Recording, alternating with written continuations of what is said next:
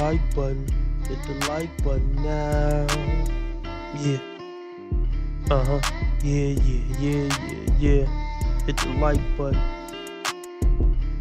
More likes we get, more people get sent into the live. Yeah, we back, we back, we back.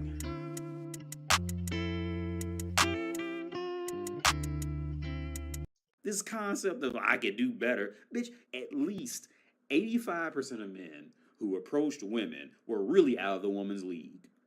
For the only thing that kept a woman in a league was because she looked a little cute and she might suck a dick. That was it. At least 85% of men who have approached 100% of women were out of the woman's league for real. Like on some real shit, not just looking cute for that 5 minutes, but on some real, like on character levels, intellect levels. The man's out of her league. All right. Well, Spirit, happy birthday before your birthday, because I'm definitely not gonna remember. um, thanks for the heads up. So yeah, I want to talk about this poll that I put up. This is the closest poll that I've ever had, and one of the most votes that I've ever had on any poll for years.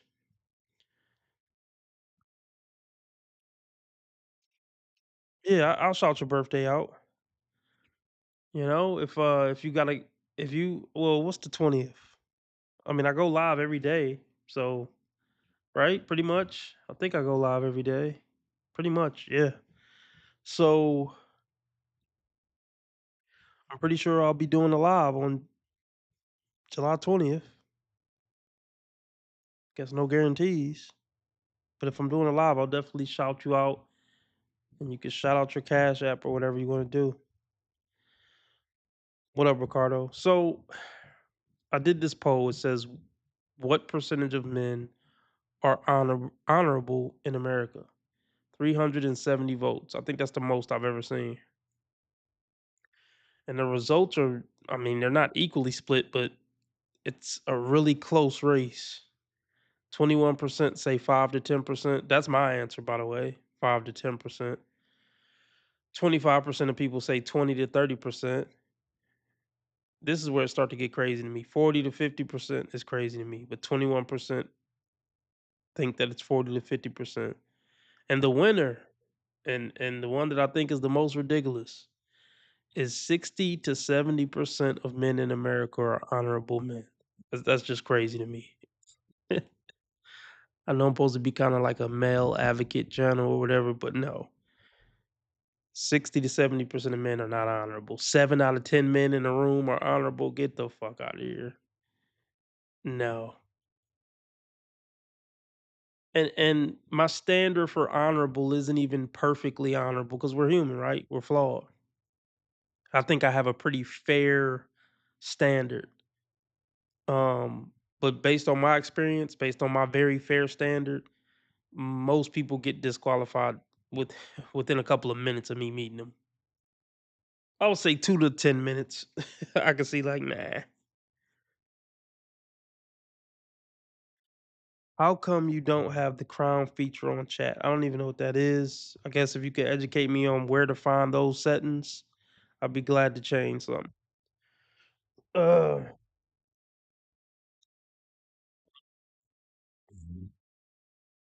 Still sick, can y'all tell? I mean, it usually don't go away in a day. Cold. Basically just got set off yesterday. Oh, damn, only 2 people watching? Fuck. Alright, shout out to my Rumble lights. Can my Rumble lights hit the like? Alright, let's just get started. This video is titled we probably ain't gonna go over this full thing, just a couple of minutes. It's titled "How My Wife Won Me Over and Got the Ring." This is a little switch up for us. But look, if y'all want me to stay on 2 hours, I'm looking to meet a $25 live stream goal. Whatever you can give is greatly appreciated. Cash App, PayPal, Streamlabs, all at the top of the chat. Those are the preferred methods. But if you must, Super chat, super sticker is the dollar symbol on the right of the chat box. Even though YouTube take 30% off the top and make me wait 30 days to get it, 70% of something is better than 100% of nothing, you dig? Let's get into this ridiculous nonsense. Or maybe this won't be ridiculous nonsense. Let's see.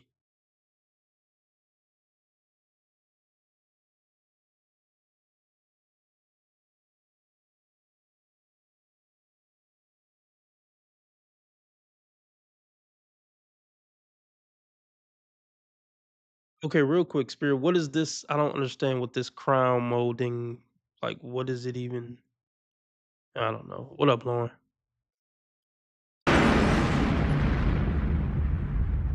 I do acknowledge that there is a high concentration of things that are less desirable amongst some Western women, a large majority of Western women, but it has nothing to do with race. It has all to do with the way they think and the way they speak. When I first met Labea, I was still turning wrenches. I made a lot of good money, but I was turning wrenches. And this may seem like some BS, but I'm going to tell you a story. Pay attention.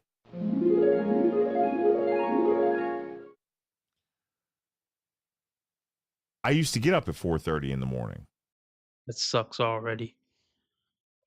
Being a responsible adult fucking sucks. Shout out to all the people that like what they do. They get up and go to work every morning. Shout out to Grateful though. It's been a minute, Grateful. Appreciate it.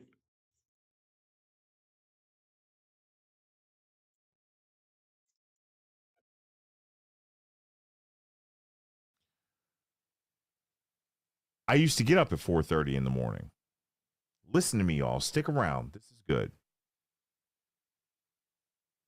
I used to get up at 4:30 in the morning so that I could be at work at, I believe, 6. 5. No. Labea knows this. I think I got up at 4 to be at work at 5. And I would work 10-hour shifts. And I would do an average of 20,000 steps per shift in my safety shoes, composite toe, because I dealt with electronics and high voltage. Excuse me. And in dealing with high voltage, you don't want steel toes on, right, in case you get shocked. Anyway, do you know Labea used to wake up every morning when I got up, even though she had to go and work? She was a teacher at DCPS, DC Public Schools. And Labea would make my lunch, just like the young lady did in this video for her husband. But Labea wasn't my wife. We weren't even engaged. We were just living together. And just like you see right here, make it a little bigger, says, I love you. Have a good day. We are proud of you. We love you. Labea every single day would write me a little love note. So there's a difference. It's dope. That's dope, but we gonna dive into it. Oh, well, yep. We own 2 hours. You know how Grateful do. So, yeah. Everybody shout out Grateful. He just dropped 2503 in the chat. So, yeah, big appreciation. Um, you definitely the live stream sponsor, the king of the stream, big dog of the stream. And I got that compilation coming up for you.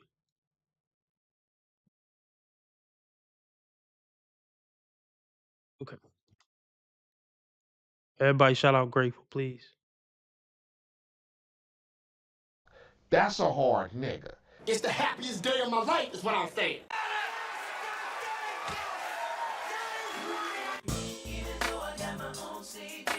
Hit it, hit it, hit it, hit it.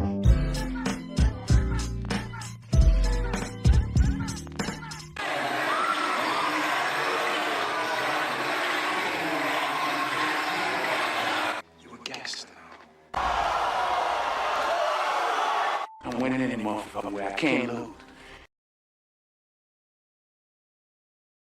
Okay. So yeah, these are the little acts of kindness and acts of appreciation that men are looking for. And I don't want to make this negative. I don't want to make this negative.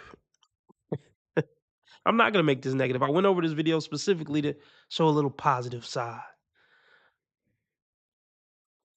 So I'm going to Try to keep a positive spin on it. The bar is in hell to be a good woman. Now this is very sweet. And little things like this are huge to men. We'll try to give our woman and our family the world if we could just feel appreciated about it. Most men, in my opinion. But yeah, this is beautiful. Um, yeah, this is beautiful. Now, okay, let me tell you a little story. I was in a relationship with a horrible woman. Well, I'm trying to think, do I want to call her a horrible woman? Uh, Here's my question. Do we judge a woman by the fucked up shit she did at the end? Or do we judge her by how she was the whole relationship? Do we judge the first 6 months where it was the honeymoon stage? I mean, what?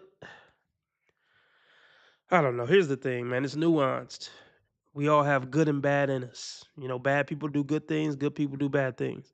So I was with a woman that I guess I would say is a bad woman romantically. She's definitely a bad woman romantically.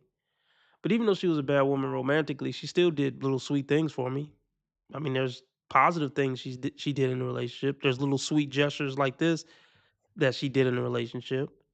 Um, and I think at one point she genuinely loved me or liked me or cared about me or something, whatever. And then the good times, the good times were good. But when the bad times got bad, it was time to bounce. She cheated, did a whole bunch of foul shit, stole money. But hey, even bad people can do good things.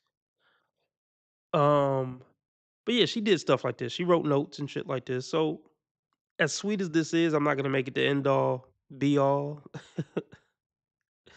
And I guess he hasn't made a full case yet, but I would say as a guy, don't get too mesmerized by little sweet gestures like this. Like, oh, she's such a good woman because she wrote me a little note and made me breakfast. No. Sweet gesture though. you know? See, my channel, we dive into 50 years in. We don't just dive into the dating stage or the first 6 months or year and a half. We really dive into the longevity of a relationship, what to expect in a relationship over decades. So yeah, this these are the little honeymoon gestures. These are the little moments that make guys wanna hold on to it and fight for a toxic relationship. Cause he remember when he wrote her a little. Cause he remembers when she wrote him a little note in the morning. Little stuff like this is huge to men, cause nobody gives a fuck about us. Nobody appreciates us. Nobody really gives us compliments. So little stuff like this is the world to men. For women, this is nothing. They've been getting this since they were in fucking kindergarten, guys writing them notes. Stuff like this doesn't mean nearly as much to women as it does to men, because women been getting it all day, every day, pretty much their whole life. Little sweet shit like this from guys. So they become desensitized to it. But let's continue. Let's see how his wife won him over and got the ring. See, but look, getting the ring, all the stuff before the ring, that's cute. All the stuff, a year after the ring. I want him to check back in and do a video 20 years in. That's the only time I can give him full props. If he come back 20 years later, like she's still waking up at 4:30, write me little notes, making me breakfast, and treat me with the utmost respect, then we can make some type of claim. Oh, this is one of the rare good ones. I'm not claiming any woman is a good woman until she been a good woman for 10, 15, 20 years to a man. A woman can act like a good woman for a year, 2 year, 5 years. Show me 10, 15, 20, then we talking.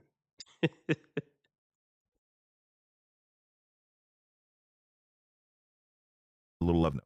So there's a difference between people that talk about it and be about it. A lot of people have opinions. A lot of people think that, guess what? I've heard this and I've want to regurgitate it or repackage it. I've lived it. See this book here? It says life is meant for great adventures. You see that? You see that? Life is meant for great adventures. Well, guess what? It's not a book. For Valentine's Day, she gave me this. Para mi guapo, con mucho amor, with much. We shocked that it's not a black woman or doesn't even seem like it's an American woman. She could be American, but just Latin or whatever. But is anybody shocked? Is anybody shocked? Yeah.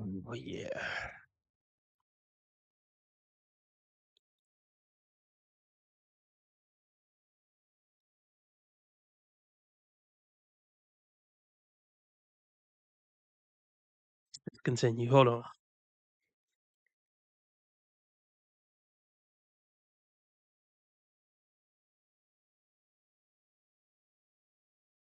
Upstairs real quick. I don't wanna miss anything. So I'm gonna play something else and then I'll be right back. What up, X?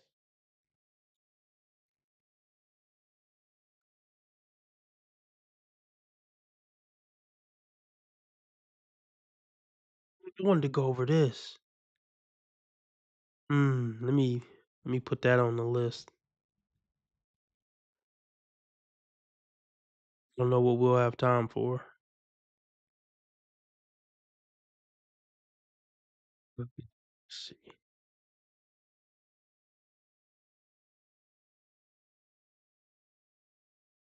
Alright, I'm gonna play this. What up, T Orlando? I'm gonna play this and then I'll be right back.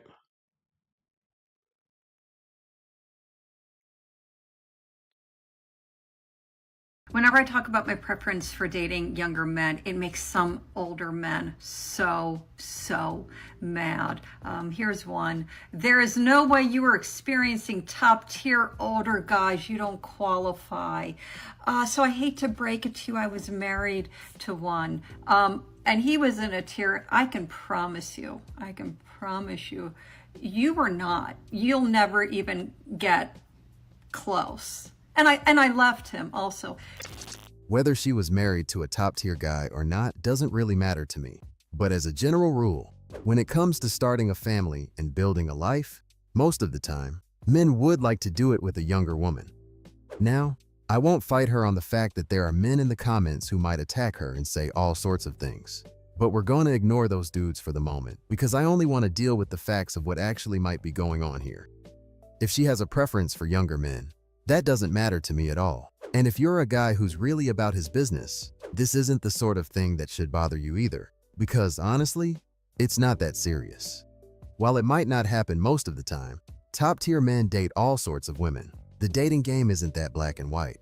I can tell you right now, while I'm not in that tax bracket, I do know some high-value dudes who are dating single moms. And for those dudes, it's not a problem. And while that might not be the majority, people have to stop talking like this sort of stuff doesn't happen. In regard to this particular woman though, she said she was married to a high-value guy.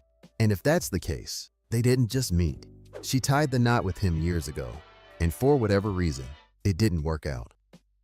Just like how men get irritated when they're told how they should be dating older women, the guys in the comments need to just let this woman do her thing.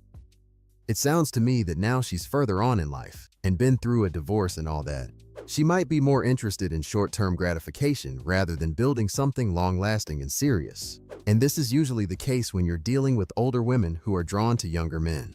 What makes men so angry about older women dating younger men is that they're able to do it very easily with no investment. I had to stop the video and check out the comments because I had to know what people were saying. So why are women getting upset with 40-plus or older men dating 19-year-old women? That's a teenager. What is it about younger men you enjoy? I mean, a functioning stick, sure. But dating older, active men does that too. They aren't carrying the weight of the world. Less depression and moodiness. See, this is what I mean. Just like most women, she has a problem with older men dating younger women. And they always share their views in a way that implies that men who are into younger chicks are PDFs. Look at the likes up, y'all. Can we get the likes up? Can we get the likes up?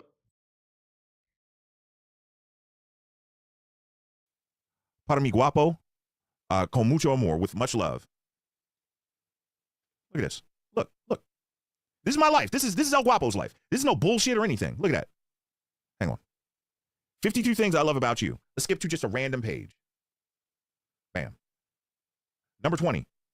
You always kiss me goodnight. When was the last time you had a Western woman give you something like this? Especially with the high concentration of bullshit, a Western black woman. When was the last time? Look at this. Look at this. Number 29. You hold me when we are sleeping. Look at this. What's this? My eyes are getting bad. Number 48. You're passionate about your life and goals, but this My nigga.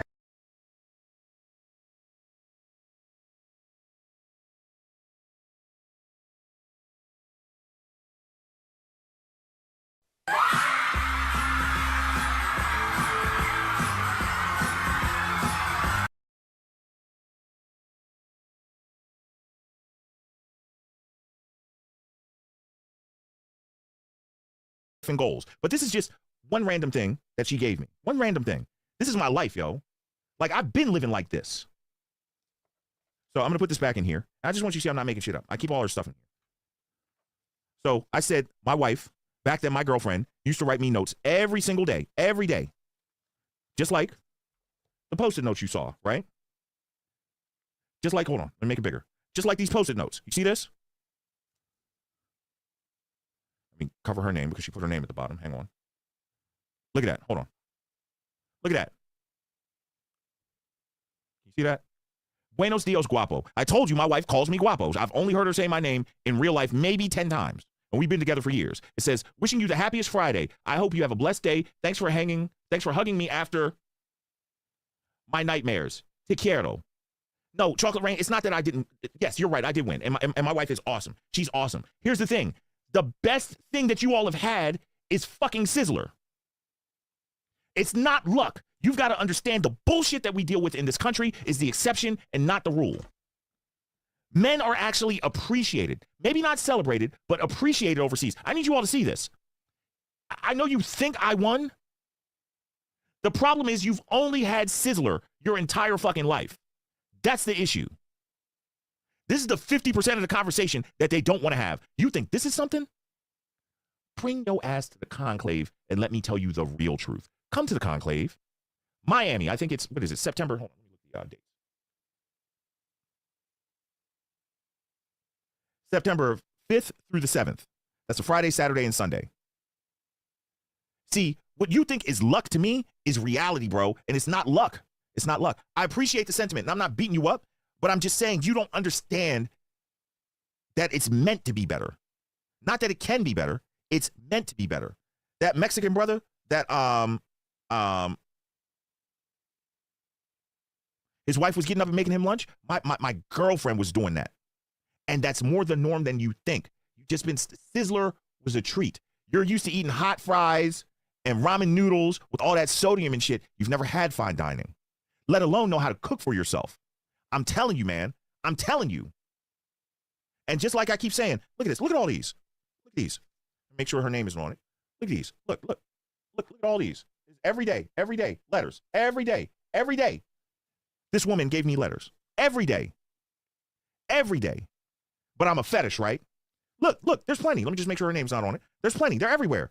Look. Everywhere. Every day. This is my life. And guess what? I know you see me as this YouTuber and stuff like that, but I'm not special, dude. I am a hardworking man. That's it. And I'm going to tell you something. If you're a hardworking man and you're willing to protect for and provide for your family, you deserve this too. If you're willing to sacrifice your life and your happiness for the betterment of your family, you deserve this too. Stop accepting bullshit. Stop it. Y'all want to hear what's real cold? This is gonna mess it up. So we're already demonetized. Shout out to everybody. And I just pulled a couple things out. The whole thing. Put this back in here, guys. I don't want to lose any of this. So when I see that panel of women, no diss. You say this. Let me say this. You know, modern Western women always talk about wanting to be seen as the prize, you know, but the thing is, men always saw you as the prize, you goofy bitch. We would naturally see you as the prize if you just play your position and show us appreciation. Men will naturally treat their woman good, buy her stuff, want to make her feel nice. That's just in our DNA already. Y'all fucked it up by becoming horrible human beings. Like, let's not get it fucked up. Like, most men will work 3 and 4 jobs to provide a good life for their family and their wife, and be able to take their wife out to a fancy restaurant from time to time, or be able to get her that, fancy bag she want for her birthday or whatever. Just never mind. Let's move on. They really fucked it all up. Well, but another part of that is they want it from the guy who's the least likely to give it to them. It's not that women don't know that at least 80% of men would do that for most women. They want it from that 1 to 5 percenter though, the guy who's the least likely to give it to them.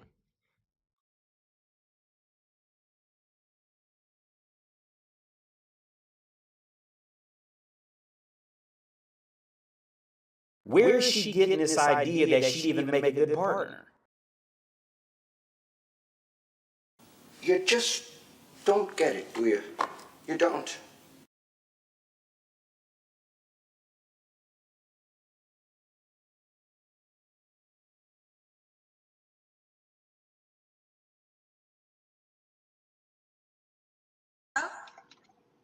Hi. This is the best life you have? Okay. Yeah, I'm sitting in my car. You look pretty. Thank you. Oh my God.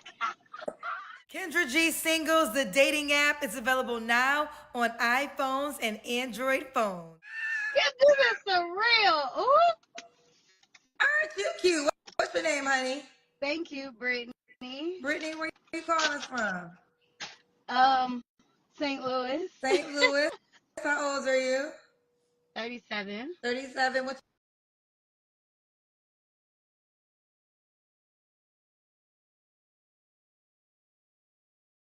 At your age, you're basically unmatchable. Like, forget about it. Basically, you're done. You're like a has-been, and no man will ever go for you. You gotta know when to say when, bitch. Our coochie cutter days are over. Forever 21 was a lie. Say stop playing with yourself. Emotionally daunting and hurtful when I just keep hitting a wall, you know?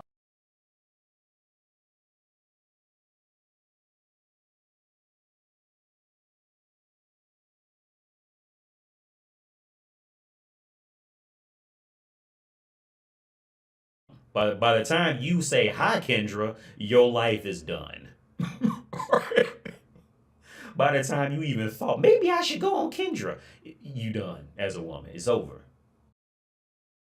Especially as a woman, by the time you have made it to the Kendra call-in show, that should be the immediate red flag that you are at rock bottom.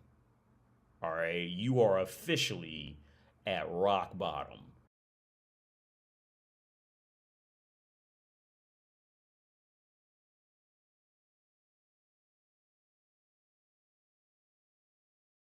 Okay. Let's see.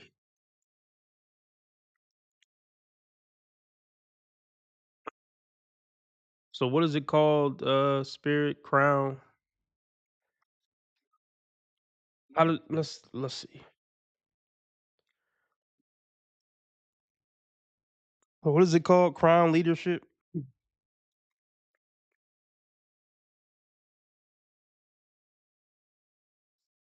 or whatever the fuck crown something. What is it called? See if we can find it real quick. Spirit. The heck is it called?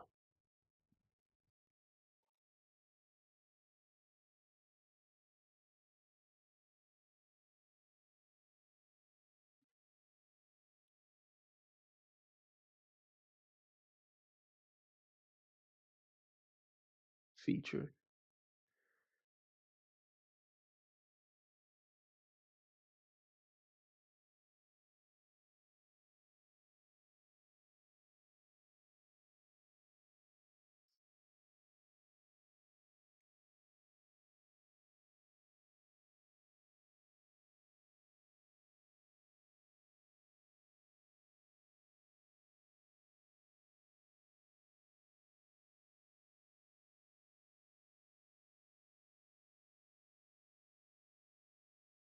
To Turn on Crown feature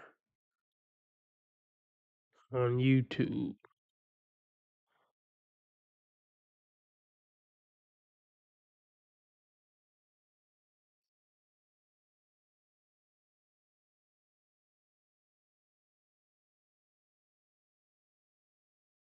Seems like it's a lot on it. I'll look into it.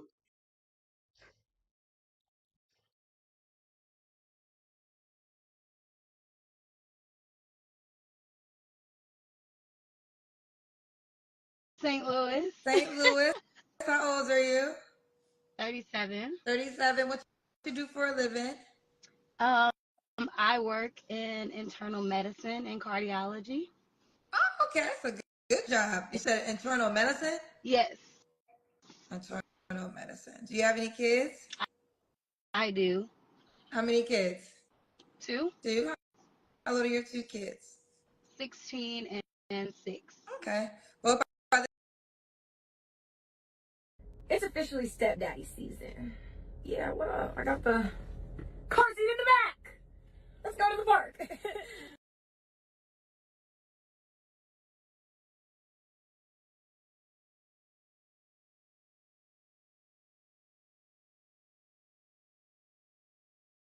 Game over. Game over. I don't give a damn no more. Sooner, game over. Y'all gonna have problems in society.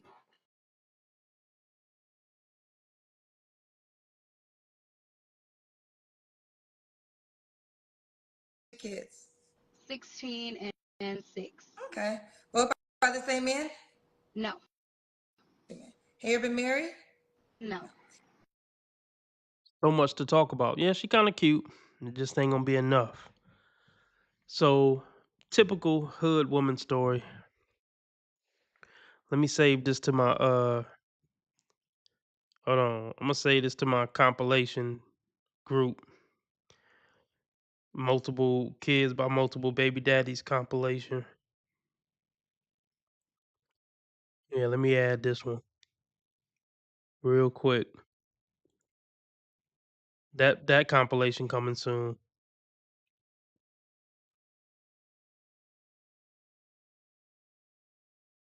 So, two kids by two baby daddies. It ain't the worst lineup we've heard of, but this would make it so bad. I mean, she's the typical hood chick, typical hood story. And bigger the hoop, the bigger the hole. She has a 6-year-old. So I believe she became a single mother by a Pookie in her early 20s. Dealt with all the hardships that come along with being a single mother in the hood for a decade at least, from what I heard. And then became a single mother to a dude who wasn't her husband again at 31 or so. You were old enough to know better. Your brain was fully developed. It's just sad, man. It's just sad. That tells you everything you want to know. If you were thinking, "Oh, she's cute. I want to give her a chance," the fact that she let herself become a statistic at 31, after already becoming a statistic the first time, tells you where her brain is.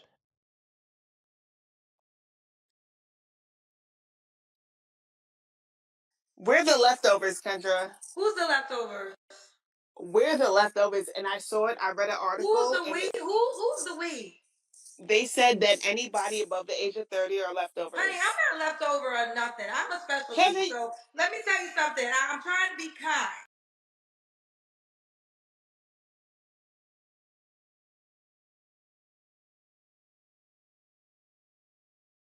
Amen. No, Have you ever been married? no. And what's your zodiac sign? I'm a Virgo. Virgo.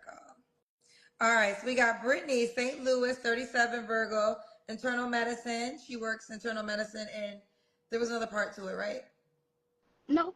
Okay. Well, cardiology. Cardiology, that's what it was. Yep. Cardiology. Mine are two kids by two men, never married. They said she pretty. What kind of man you looking for, girl? I want someone that's honest, loyal, God fearing My relationship with God is very important. I'm getting this strange little voice telling me they're not being straight with you.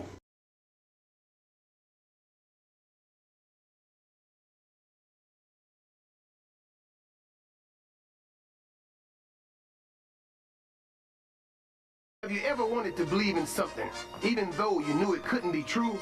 Did you ever want to believe it so bad you didn't pay attention to what your common sense was telling you?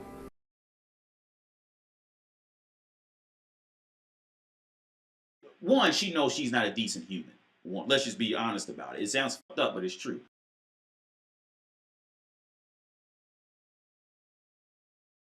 My relationship with God is very important. So I don't want anybody that like is deep in a church like me that goes to church, but I want somebody who, if I would want them to go, that they will be willing, open to it, or just.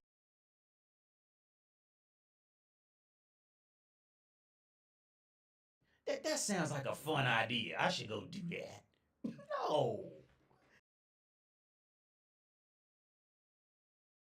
Them to go, that they will be willing, open to it, or just have their own relationship with God, not necessarily be like super spiritual, but know how to have a prayer life and their own connection with God. What's that? I'm sitting in my car. It was a motorcycle. Oh, okay. What are your deal breakers? Not being honest, like if you have things going on, like when you meet people, you meet them where they are. So just be honest and give me a choice if I choose, give me a choice if I want to deal with it or not. It's a red flag in itself. I'm gonna tell you why after I take off my hoodie. I'm sure y'all could guess.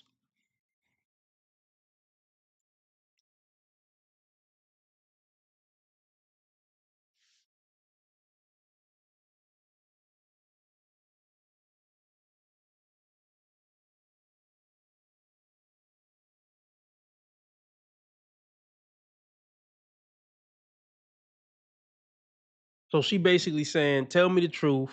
If you a player, and if you tall and fine enough, and the dick good enough, I'll say yeah. But give me that choice. But more than likely, I'm gonna say yes if you tall, handsome, and got good dick. I'm gonna say yes to whatever setup you want. Even though I'm a grown ass woman, 37, with 2 kids by 2 different men, and I should be way more mature than that by this point. But it's all about good dick to black women, so they'll put up with whatever you need them to put up with to keep getting good black dick and being on that emotional roller coaster." She gotta play it for life, and that's no bullshit. Oh Lord, I know it. If she says something intelligent, I'll give her credit for it. But I'm willing. It's gonna be some dumbass shit. Come on now, dog. Come on, man. It's just something about that rubs me the wrong way. I get it, but then I don't get it. That's where I'm at with it. I'm only playing your fucking game because ain't shit else to do. I mean, how ghetto is that? Very. Here we go again. Here we go again. I'm not just having sex with one, not two, but 3 different guys. That's right, I'm a player, but that's cool because I got it like that. If I choose, give me a choice if I want to deal with it or not. So just that, and not being a good communicator. Okay, they're telling me to ask you, what is your job title? So I'm a clinical trials manager. By degree, I have my bachelor's of science in nursing. I just don't work in clinical anymore. I work in internal medicine. Gotcha. Okay. Should the guy look a certain way? I'm a girly girl, so I'm always wearing heels. So I like my man to be a little tall. You know how many times I hear this shit? All y'all do the same shit. Whether if you was some homeless shit trying to dig cigarettes out of a trash can, or you living in the White House. You're a whore.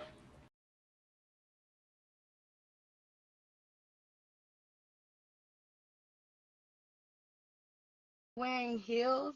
So I like my man to be a little tall, like 6 feet or taller, but I like him to be a little tall. Um, what was the question? I'm sorry. So the man look a certain way, but we can Oh be done yeah, with it. just tall. He could be tall. I really don't have a specific type. Like I'm not big on no, I'm sorry, I don't mean to say that to them, but no, I'm not a scheduler.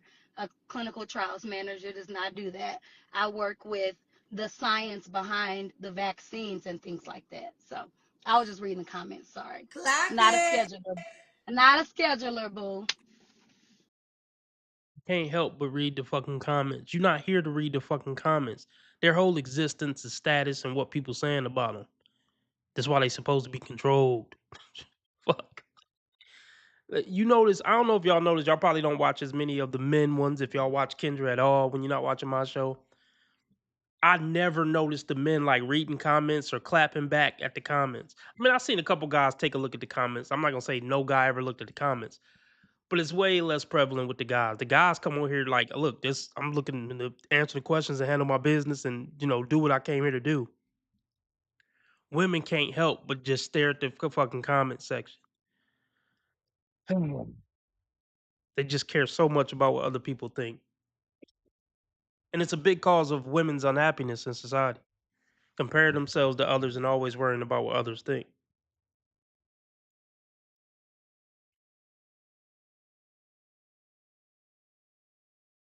Not a scheduler, boo. Clock So it. Okay. yes, but no, just he can just tall. I don't prefer light, dark, anything like that. I base my relationships on how the man treats me. I'm getting this strange little voice telling me they're not being straight with you. She's brainwashed, dumbed down, emotional, and has no clue as to what she's talking about. I don't know what you heard about me, but if you can't get $1 out of me, no Cadillac, no perms you can't see, then I'm a motherfucker PIMP. Okay, so let's break down what she just said. You got to be over 6 feet. That right there tells on them that they're going after. So, I mean, we don't even need to hear him say that. We already know, especially if she got some type of cuteness on her and she ain't fat. We already know she want the tall, handsome, sexy, whatever. But if you go more so by how a man treats you, then I would imagine the guys that you gave the highest honor to treated you spectacularly. So why you ain't with neither one of those?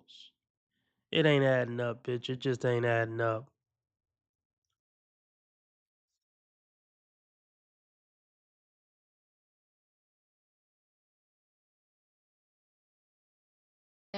I base my relationships on how the man treats me. So I don't really have a besides him being tall, that's about How it. tall are you? I'm 5'3". So how tall does he have to be? At least 6 feet. I wear heels a lot. Girl, So even with heels, you're 5'6". So somebody yeah, but 5'10", it's just 5'9" something is about a tall man and like a shorter woman. Like it's just I like to reach up. Like so your baby daddies were I'll tall. let a 5'11" slide. Your baby daddies were tall. They were. One is 6'7" and the other is 6'9". So why you not? That's exactly what I was about to say. If height's so fucking great, it means so much. Then why you ain't with them 6'7", 6'9" niggas that you gave kids to? What a goofball, man. What a fucking goofy bitch. Women like this need to just be carted off to Mars. Put them in an oxygen bubble on Mars and just forget they exist. Alright?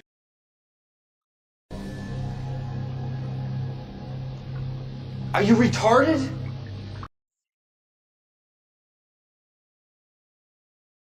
I get it, but then I don't get it. That's where I'm at with it.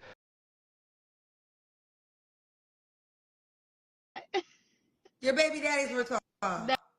They were. One is 6'7" and the other is 6'9". So why you not with either one of them?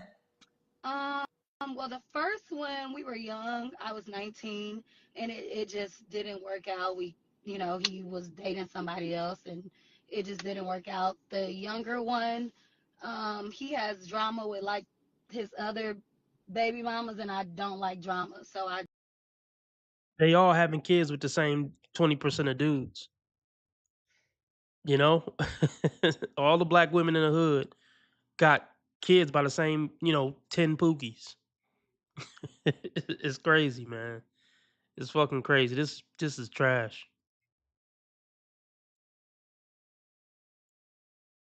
Like, but they're not smart enough to see the cycle they're on. The next 6'4" nigga who handsome and he gonna have 10 baby mamas and not treat you right. 37 years on this earth doing the same shit. She's been on the dating market for 20 years, doing the same shit, getting the same result. She's gonna continue to do the same shit, expecting a different result. That's insanity. Like, oh my goodness. So she think the next 6'4" fine nigga, they're looking for this unicorn of a man who's 6'4", sexy, good dick, still single at 35, 40, but he's just this wonderful man who ain't never gonna cheat. Wouldn't he have been snatched up by now? If he's this 6'4", sexy, honorable, oh, I forgot about all this God-fearing shit. Don't even get me started on that based on that thing she's saying up to this point. They want this 6'3", swaggy, handsome man who know how to fight, but love Christ, who ain't gonna look at no other woman, not ever be with any other woman, not have no baby mamas. It's not a thing. It's not a thing. Well, it is a thing, but that guy, if he was this great and this Christ minded and marriage minded, wouldn't he have been that's a top 0.01% man who got every option in the world. He would have been snatched up by 35, don't you think? So any nigga left on the market like that is a player for life, and that's no bullshit. She got a player for life, and that's no bullshit. You don't know that. Where this man at? Where this man? God, where the hell this man? God, is he under my wig, child? Is he under my wig? He's somewhere. Is he in where? Where this man? Where this? Where he at? How long you been single for? In reality, he's just a tall, dark-skinned nigga with a big dick. If you want me to be really honest, he's really just Alexa, I don't think mom and sister were like you on a live saying stuff like that. No. No. No, no.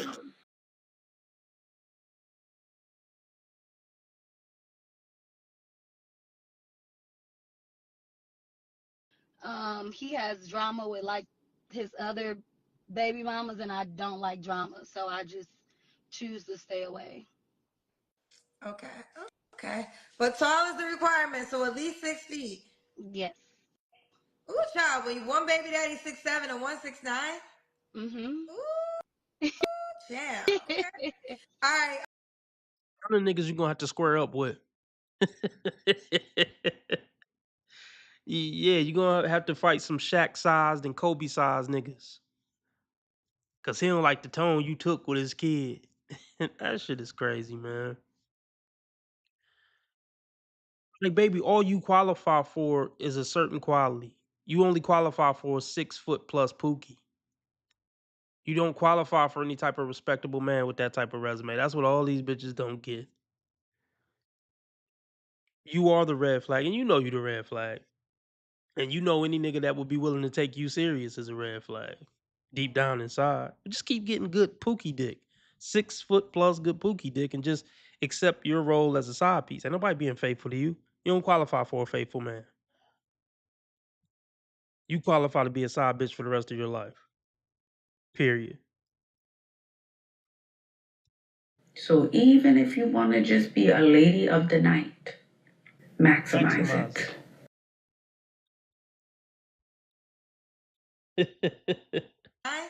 Mm-hmm. Ooh, damn. Okay. All right. Let's do should the guy make a certain amount of money? No. You don't care about money? No. Okay. I have my own, so, and that's why why when you find somebody, you guys build together. So Let's do the Kendra Cam. okay. Let's talk about this. I mean, I've talked about it before. Let's think about it like a job interview. So I'm a good man. I'm 6 feet plus everything she said, and I'm vetting her to be my wife. That don't even sound right, do it? It sounds silly, even me doing a hypothetical. But let's look at it like a job interview. Nothing about her resume say she would stay in a relationship with a man. Like, you see what I'm saying? You're 37 years old, 2 different baby daddies, and then probably at least another 10 men who you've been intimate with. Flings, relationships, situationships. 20 years on the dating market, nothing ever stuck. You've been with 10 to 20 men in 20 years, and nothing ever stuck. What man in his right mind is going to believe, I'm going to be lucky number 37? I'm going to be lucky number 46. She going to stay with me. I'm the one. I'm just so special. I'm going to be the one. Silly. It's just silly.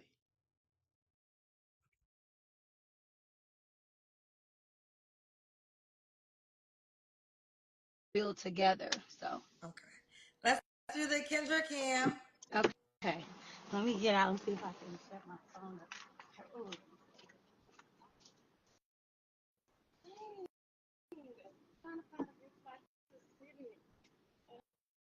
Oh, here. I'll sit here. See, the thing that like intensifies the arrested development is because black don't crack. So because this bitch could still look like a 24-year-old in a sense in a dark club, she's not gonna grow because of that. That's a big hindrance to her growth as a human because she could still put on some tight clothes and pass for her 20s. Essentially, she's 16 mentally at best. At best, she's 16 mentally.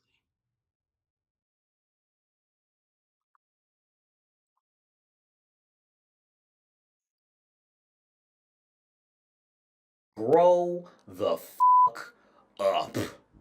True evolution, that true growth as a human, it just isn't there. Oh my god, are you fucking 16? Mentally, yes, she is. Mentally, yeah. Most of the brains don't develop too far past 20 at max. I'm talking like, and this is doctorate level one.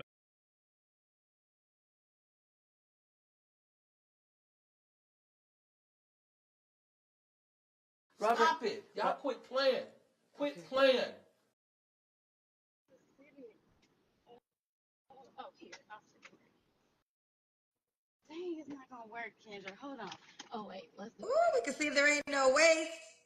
no waist, and I'm natural. 2 kids. Ooh, okay, you look good. Ooh. And no surgery either. Gonna show you that ass. I mean, you're gonna get D. You haven't had any problem getting D for the past 20 years. Let's be real, that's probably never gonna be a problem for you. It's not a problem for most women on the planet. Man, if a chick cute and got a nice body in the hood, it's pretty much guaranteed she'll run through thought. Ruined for life as far as ever being a decent woman to a decent man. And I'd be willing to bet she's never had a 5-year relationship in this 20-year run on the carousel. I'd be willing to bet she's never had a 5-year relationship. Let's get the donations up just for the hell of it. We doing 2 hours tonight. But let's still get the donations up, you know? Just because.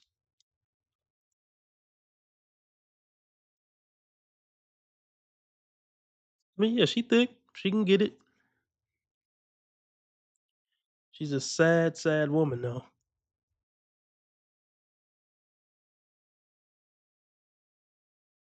No waist, and I'm natural. 2 kids. Ooh, okay, you look good. Ooh. And no surgery either.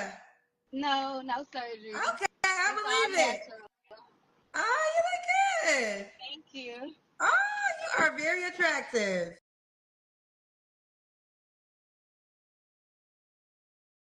Got to know exactly who you are.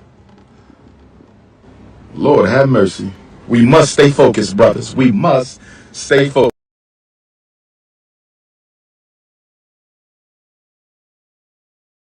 Got to know exactly who you are.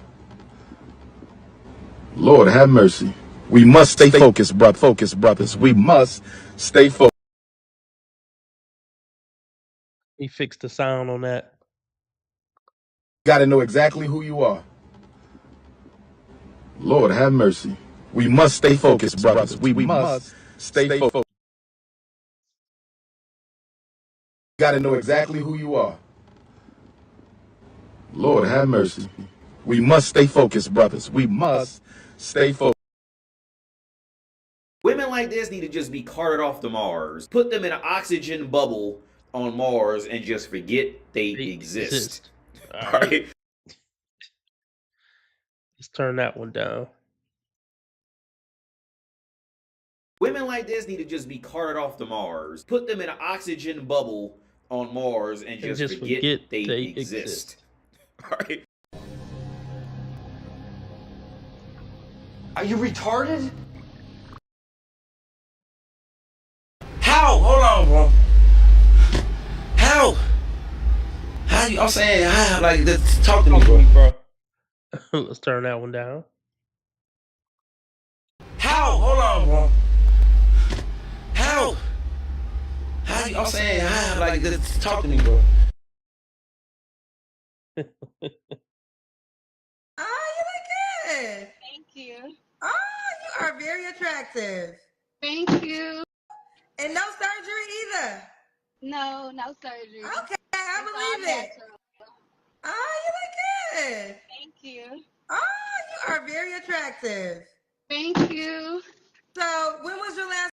Oh yeah, ask yourself this: when the last time? Is there any pretty chick you know with a nice body? I mean, not that you would know how many partners they had, but like, is there any pretty fit woman you know who doesn't seem like she's a hoe or was a hoe at some point? Like just back in the hood, like back in the hood days. It just never mind. Relationship. It's been about 2 years. Active. Thank you.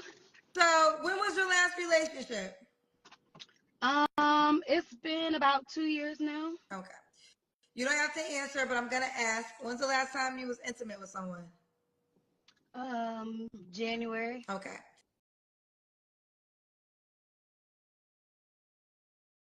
Lots of things wrong when it comes to women that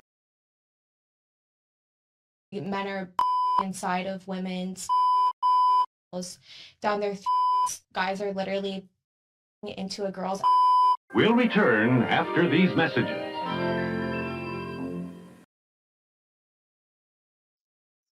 Yeah, sex out of wedlock is her thing. She's very familiar with that. So we just got a $20 donation from DB. I'll just call you DB. Uh that's big dog shit. You know? Really appreciate you, man. Everybody shout out DB. He a real one for that one. And yeah, keep the donations coming, motherfuckers. No, I kid. This for you, DB. Thank you for being there, man. Charles. I run shit. You just live here. More power to him. You can't treat him like any of the other niggas around here because he ain't like any of the other niggas around here. You got it? Right on, brother. I hear you. Man, I hear you.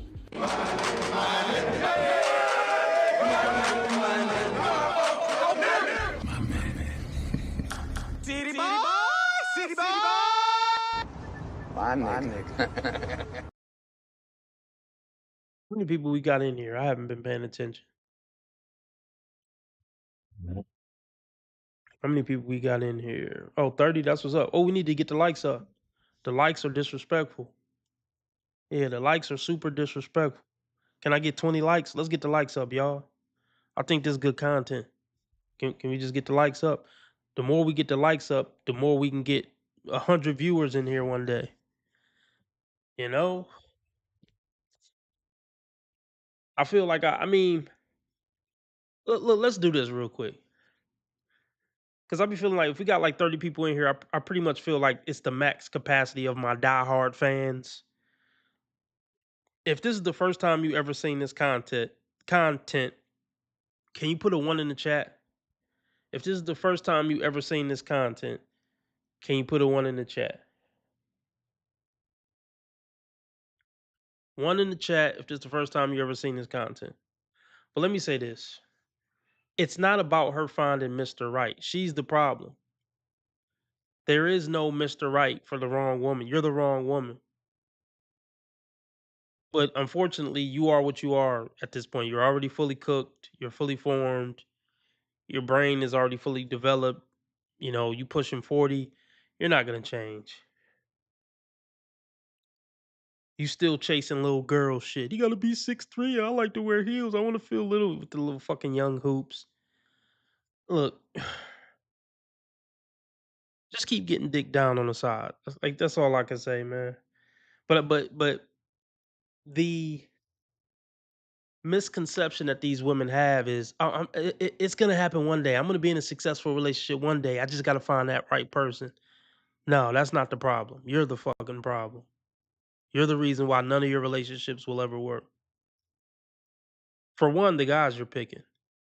But let's say you had a change of heart and you picked a guy who really could be a good boyfriend or good husband or whatever to you. You're gonna sabotage it. So it's just over.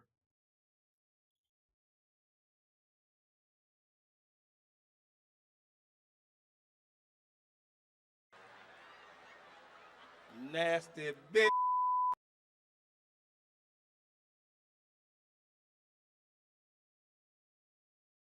I'm gonna ask, when's the last time you was intimate with someone?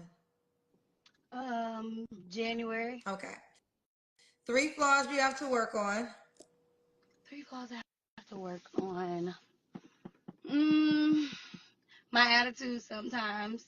I'm trying not to be like, for me, it's just like one strike, you're out. So I'm trying to be more understanding. Have One strike, you're out. One strike, you're out. We were talking about this the other day. If anything done wrong makes you leave, then you're never going to be in a relationship by default. Everybody is going to do shit wrong in a relationship. Everybody has multiple red flags. In my opinion, everybody has 3 big red flags. At some point, it's just about picking which red flags you want and don't want, or which ones are a deal breaker. So yeah, if you leave, if one thing is ever done wrong, yeah, you're definitely the problem. But here's the thing: you love red flags. Your pussy is gonna keep leading you to pick dudes who are red flags, and then your goofy brain and goofy trauma is gonna tell you to cut them off for having the same red flags that attracted you to them in the first place. Make it make sense, people. Okay, first of all, I didn't miss the red flags. I looked at them and thought, damn, that's sexy. And that's my problem. one strike, you're out. So I'm trying to be more understanding. Have to be time management. I'm not good with time. What's another flaw? Um,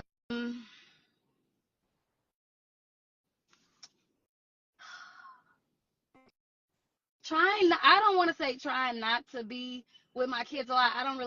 I make time in my personal life, but like I'm a single mom, so my time really is really dedicated to my kids. So I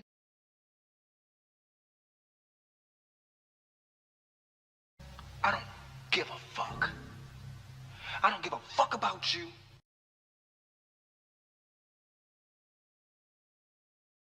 She's brainwashed, dumbed down, emotional, and has no clue as to what she's talking about. Most people just don't want to deal with them because on average, they just are not good, genuine people to be around. They're good to look at. They're good to work at brothels. They're good to, try to take over a bar. They're good when they're handing you food as they're a waitress or they're on a call center call or something like that. But anything other than that, we really don't want 85% of y'all around. Just leave.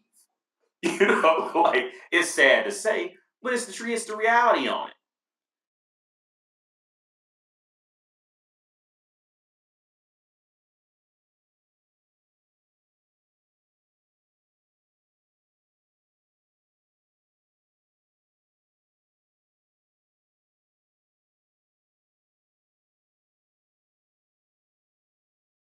Oh boy.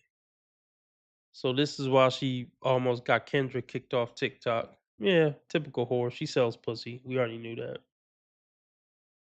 Yeah, we typical whore.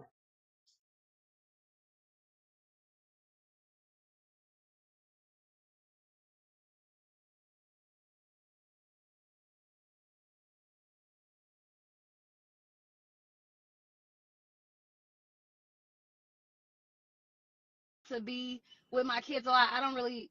I make time in my personal life, but like I'm a single mom, so my time really is really dedicated to my kids. So I think that I do need to take time some more for myself. Hold on, real quick. I'm gonna defend you with this natural because some people don't believe that you're natural. Oh, Do y'all know that I definitely am. I think you're Most natural too. definitely am. I mean, it's unfortunate that every girl, and no hate, do you? But those bodies, there's plenty of girls that had those bodies before surgery was a thing. And it sucks Kendra, that I don't now. work out or nothing. I've never been in the gym Now or how nothing. you do that? How old are No, you? I 37? promise you. Yes, ma'am. I'm getting this strange little voice telling me they're not being straight with you.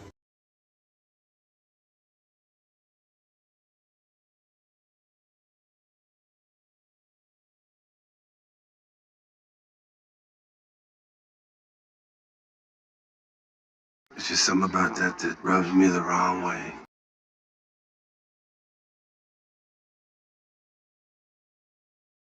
Forget how you feel about me. Hate me if you want to, love me if you want, but just use your common sense. What are the lies that you're hearing that disturb you most? Oh my God. All of them. I'm very tired of all of the lies.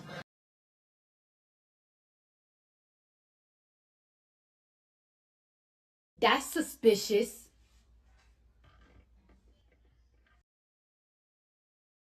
The gym Now or how nothing. you do that? How old No, are you? I 37? promise you. Yes, ma'am. So how do you maintain your weight? You don't work out or nothing? I said now that I want to start because I want to like tone and stay in shape because you know when you get older your body does change. So, but yeah, no, I'm Well, definitely then you natural. really 2 kids, blessed. never had surgery or none of that. You're really blessed then. You don't have to work out. I thought you at least were working out to maintain Oh it. no, I need to, but you know. Okay, well, okay. We did the 3 flaws you have to work on. We did that question? Yes, ma'am. Okay, why would a guy be lucky to be with you? I think I have a great heart. I love hard. And I think I'm just a great person. Like I have good energy. I'm a people person. I'm a girl's girl. I'm not a hater.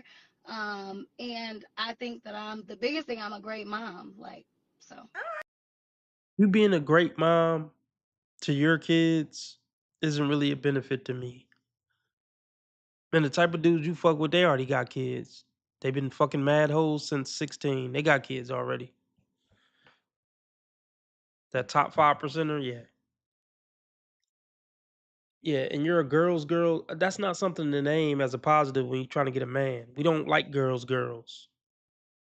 I mean, you're gonna take a bitch side over us, or always be going to your friends for advice on our relationship. We don't want to hear that you're a girl's girl.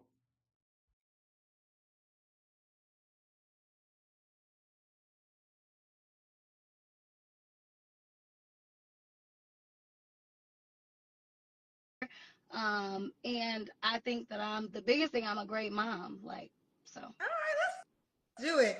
All right, we got Brittany, St. Louis. What's the age range you want to date? You're 37. I like older men. So 45 to like 55 maybe. Okay. And could he have kids? He can, yes. Should he be in St. Louis? Not necessarily, but close enough to where if I want to drive or even get on the plane. So Okay.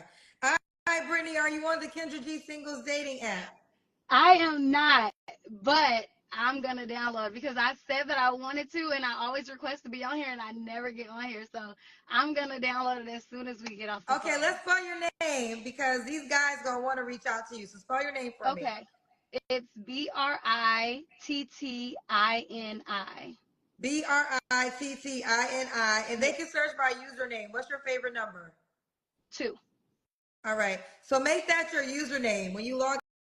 She wouldn't have to resort to online dating if her personality was just so great and she was amazing. 2. All right. So make that your username. When you log onto the app, it's going to ask you for a username, and that's how the guy can search you by your name. So Brittini, the number 2. Yes. Okay. All right. Do it right now so I can make you a highlight. Okay, I will. All right. So Thank Brittany. you, Kendra. And you are beautiful too. I follow you. So you chocolate, you always dress nice. I never would have ever thought I would have got on here. They love sucking each other's sphincter. Like, a lot of these women just call in and talk to Kendra. Let's just be very clear about that. They don't really give a fuck about it. They don't really give a fuck about getting a man. This chick don't need help getting a man. Her inbox is full. She getting hollered at the gas station. She don't need to come on Kendra G. She just come on. She just came on to talk to her idol. That's all.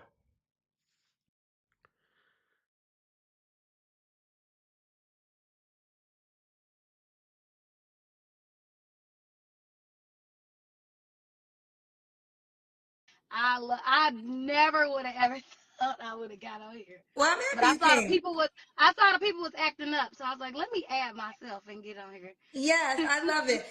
Listen, I see chocolate girls, we got our own like private group because we know that a lot of people try to act like chocolate girls can't be pretty. So I understand the compliment that you gave, and I got you, girlfriend. You look good too. Thank you. All right, Brittany. So Kendra. now download the damn thing. Yeah, let me show you something. I am. Oh, my phone died. Oh, not my phone died. My phone fell. I'm gonna show you what it looks like. And today we released video verification. So you'll have to, everyone on the app, you're gonna have to update your profile with the video verification. Let me show you. Okay. Here it goes. So when you go to the Apple Store or Android Store. Okay. You're welcome. Bye. Here she goes, fellas. It's Brittany, Brittini, the number 2. That is Brittini, the number 2. She is Filtered to hell. Absolutely filtered to hell. Of course, you're looking for a long-term relationship. Of course, you're looking for a long-term relationship. Pushing 40. Bet you wasn't looking for a long-term one at 22. Trashy tattoos on the chest? Of course. Of course she got trashy tattoos on her chest. She is clothed. Wait. Her bio says she is clothed. Her bio says she is clothed with strength and dignity. I don't know about that, baby. Your resume doesn't say strength and dignity.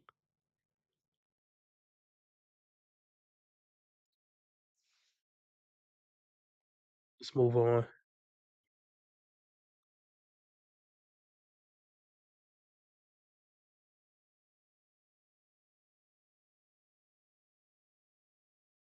I fumbled the man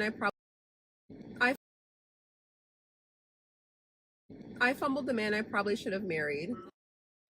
Fellas, if a woman ever says this about you, understand something. 1, she's full of games. 2, she saw you as a sucker that she could have taken advantage of. And the only reason why a woman feels this way is when she's tired of the streets and she's tired of being ran through, and the man that she wants refused to wife her up. So then she started pondering like, oh damn, there was that one guy who really liked me. Damn, I should have taken advantage of him and have him wife me up. That's all that means. Well, let's continue. And I'm making this post so that y'all don't do the same thing that I did. This is an accountability post. I met him on Hinge, and this was back when the algorithm was working a lot better, and it was like 2022, I believe. I didn't like his profile. I just knew he was gonna like me, and the next day he did. Normally I name names, but just in case he has a new girl and they're at peace, I don't want to disrupt his situation, so I'm not gonna name his name. But anyway, Such a He had to throw in the little virtue signal. Like, you don't have to give us an explanation why you don't want to dox the guy, but they're going to use every opportunity to make themselves seem so righteous. But they're going to use every opportunity to make themselves seem so righteous. I know righteous doesn't have a T at the end on it. That was a mistake. Uh,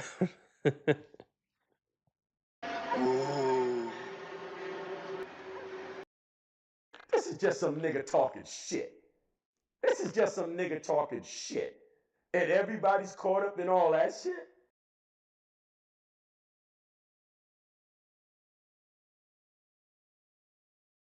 girl and they're at peace, I don't want to disrupt his situation, so I'm not gonna name his name. But anyway, such a bird. I didn't like his profile, but I knew he was gonna like me. But this is the man that you should have married? Fellas, the hoops never fail, bro. I'm trying to tell y'all, bro, the hoops never fails, man. we met up quickly, we went on a date, and we ended up being like glued to each other pretty fast. We were like in a relationship within like a month, I believe. He locked it down. He was not trying to see me single. This man was fine. okay. Stop right there. He locked it down within a month. He wasn't trying to see me still single. Let's be clear. Before she met him, none of the other dudes did that. The others did what you're supposed to do with a bitch like this. Just hit it, quit it, play with it for a few months and keep it moving. So she knew he was a sucker. In the back of her mind, subconsciously, she like, oh, this dude a sucker. He can't see what I am. The other guys that I tried to get with could see what I was. But he can't. So she already knew he was kind of on some simpy sucker shit. The fact that he even made it official with a bitch like this. Because she know what type of bitch she is. Most of the women I talk about on this channel know what they are. And they know everything I'm saying about them is true.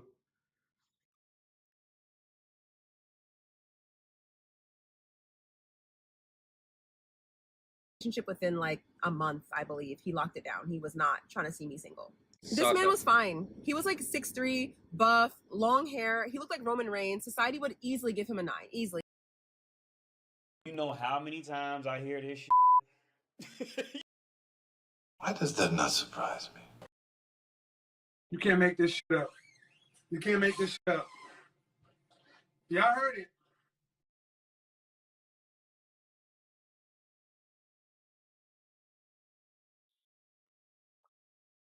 He said, she said society will give him a 9. She will never be satisfied with the 8. Even the simp dudes that they get with are 9s and 10s. Even the blue pill simp dudes are 9s and 10s. She will scoff at an 8 for the rest of her life. But her looks are only declining though. That's the downside. She looked like she could be about 30, 28, 30. No matter what, you think she is now, and when she get 45, 50, she's going to be a 5 at best, or 4 or 5 at best. And she's still going to feel like she deserves a 9 because she's going to be thinking back at this dude.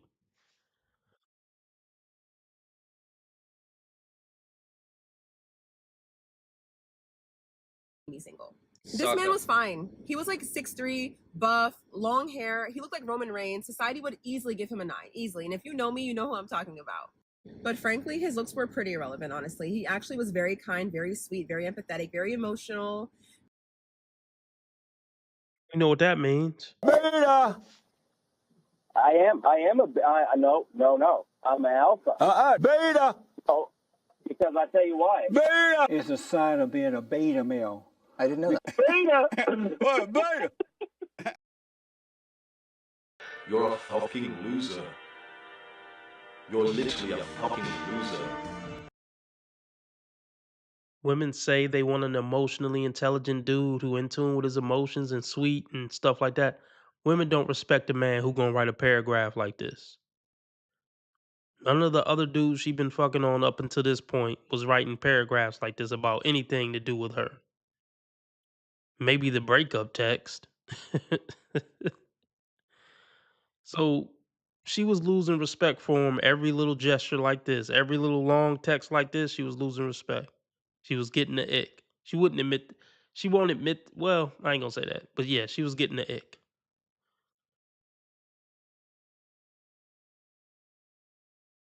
Were pretty irrelevant, honestly. He actually was very kind, very sweet, very empathetic, very emotional, very in tune with his emotions, but also quite emotional. And he just had a lot of very positive traits. The number Yeah, positive traits. I mean, yeah, in a male friendship, they would have been considered positive traits, but they're just icks to women. So let's see what this text exchange says. Let's see what this text exchange says. It says, I understand and I'm trying. I haven't eaten today. It's 2. Slipping heavily on the self-care. Yeah, I'm mentally burnt out. So he sends her $20. Please get yourself some Chipotle. I mean, this was his girl. So I can't say a dude wrong for sending his bitch $20 to get some Chipotle. I mean, we can call it simp shit. I would more so call it simp shit if they was just talking, but I think this was after they were already in a relationship. I would send my bitch $20 for Chipotle if she was having a hard day. I can't say it's simp shit. Well, we can say this is simp shit because we know he's a simp dude, so we can put 2 and 2 together. But this by itself isn't simp shit. But everything we know before this and what's coming up after this, we can deem it simp shit. No, T Orlando, it's not about her needing the 20. You can send your bitch 20 even though she don't need it. It's the gesture. Like, all right, here, I got you. Go get some Chipotle. But I feel you. I feel you. I wouldn't want to fuck with a bitch who don't got $20 either. But it's not that she didn't have it. He just wanted to do the nice gesture. I see what you mean, T Orlando. I get it. But I mean, I would be offended if I tried to send my bitch some Chipotle money and she said, I don't need your fucking money. I got my own $20. But let's continue.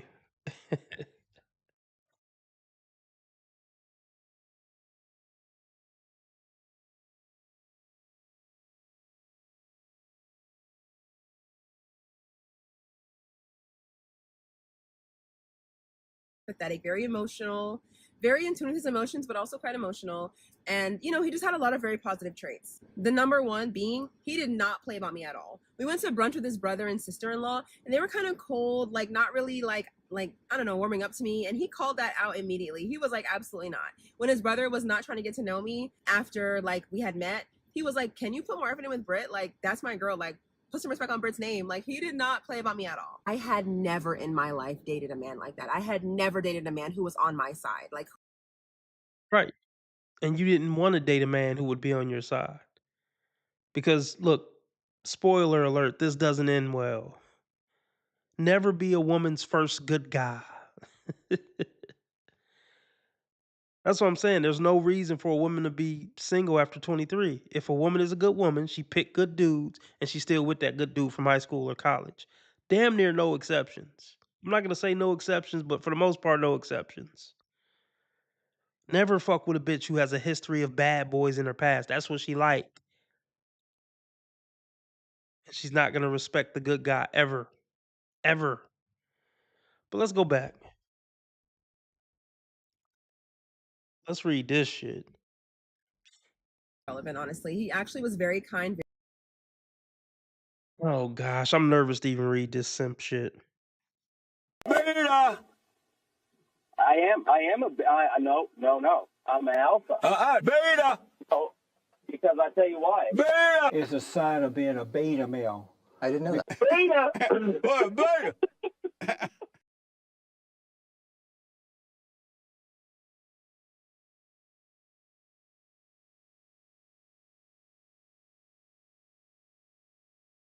Okay. I already know it's gonna be pathetic. Just knowing how many lines it is, I could tell you it's pathetic. Right. Oh, she did show his face. She bleeped out his face. She blurred out his face on that first quick pic she showed, but she's not blurring it out here. So that's kind of fucked up. I mean, it may have been an accident, but can you imagine? Can you imagine? Think about all the good stuff she said about this dude up until this point, and she's exposing his texts on her TikTok. This is so fucked up. I mean, damn, sis, why does somebody have to tell you not to be a bitch? Why is that your go-to?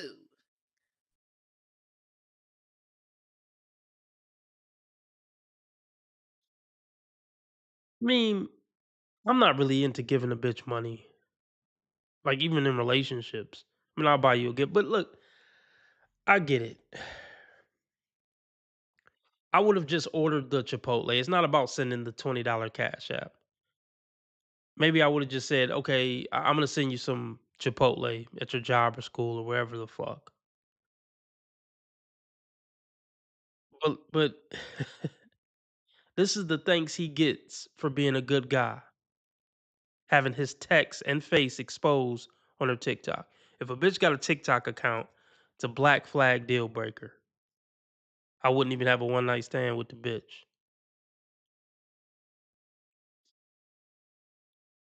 He says my commitment level is very high. I just oh my gosh. You're so dumb.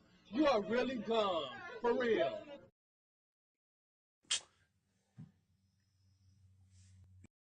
What kind of shit is that?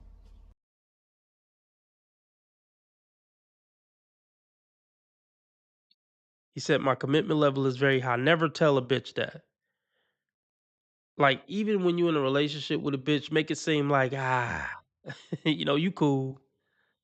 I don't know. Like I'm not saying like treat her like shit, but keep her on the fence a little bit. Don't ever say, "Oh, I'm in love with you. My commitment level is high, and I ain't never going nowhere." No, don't ever tell a bitch that. I don't care if it's your wife for 20 years. Make her feel like one day if she fuck up, you might leave. Not on purpose, but you know what I'm trying to say.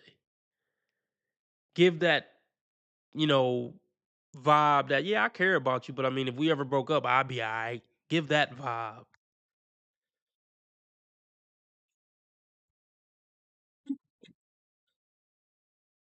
He says, which I express quite often.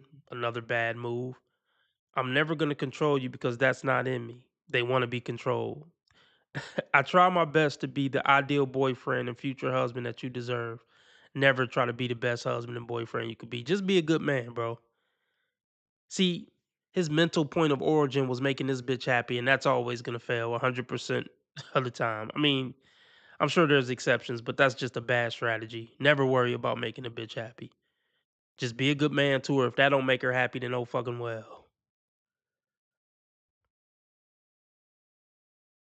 I literally put you before me. Oh gosh, yeah, he was asking to be broken up with and played.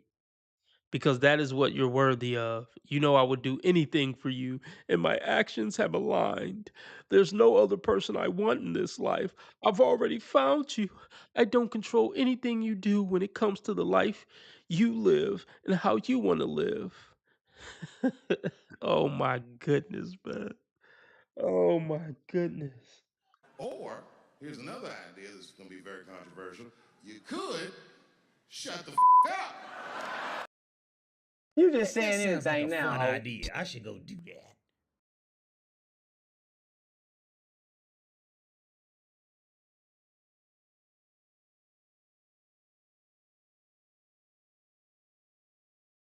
Shut the fuck up. Shut the fuck up. But niggas fire out you, nigga. Shut the fuck up.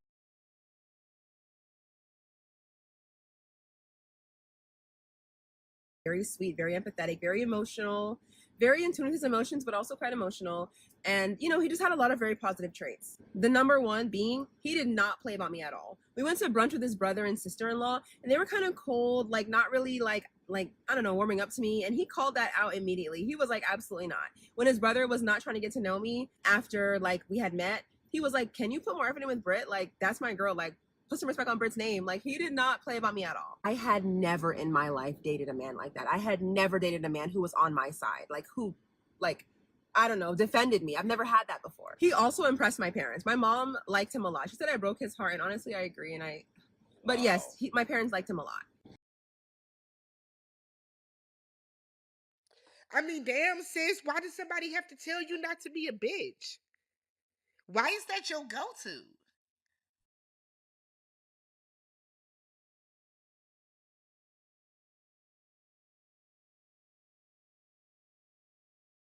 Yeah, that's usually not a good sign either. These degenerates hate it when the parents like the guy. They want the parents to disapprove. That's what make them feel rebellious and edgy. They do not want the guy that they do not want the guy that the family approve of. That's boring. And so 1996.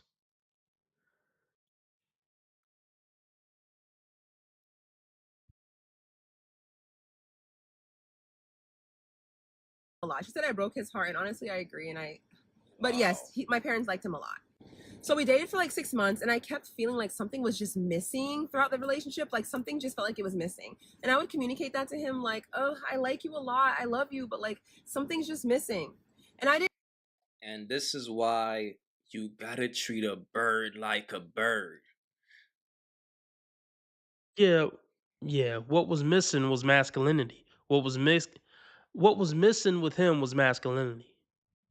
I mean, she's addicted to toxicity and chaos, but he didn't even display any masculinity at all, so he didn't stand any chance. I don't blame a woman for not being attracted to a mushy man like that. I mean, she's a piece of shit, but honestly, in this case, I can't blame her for eventually like leaving this guy.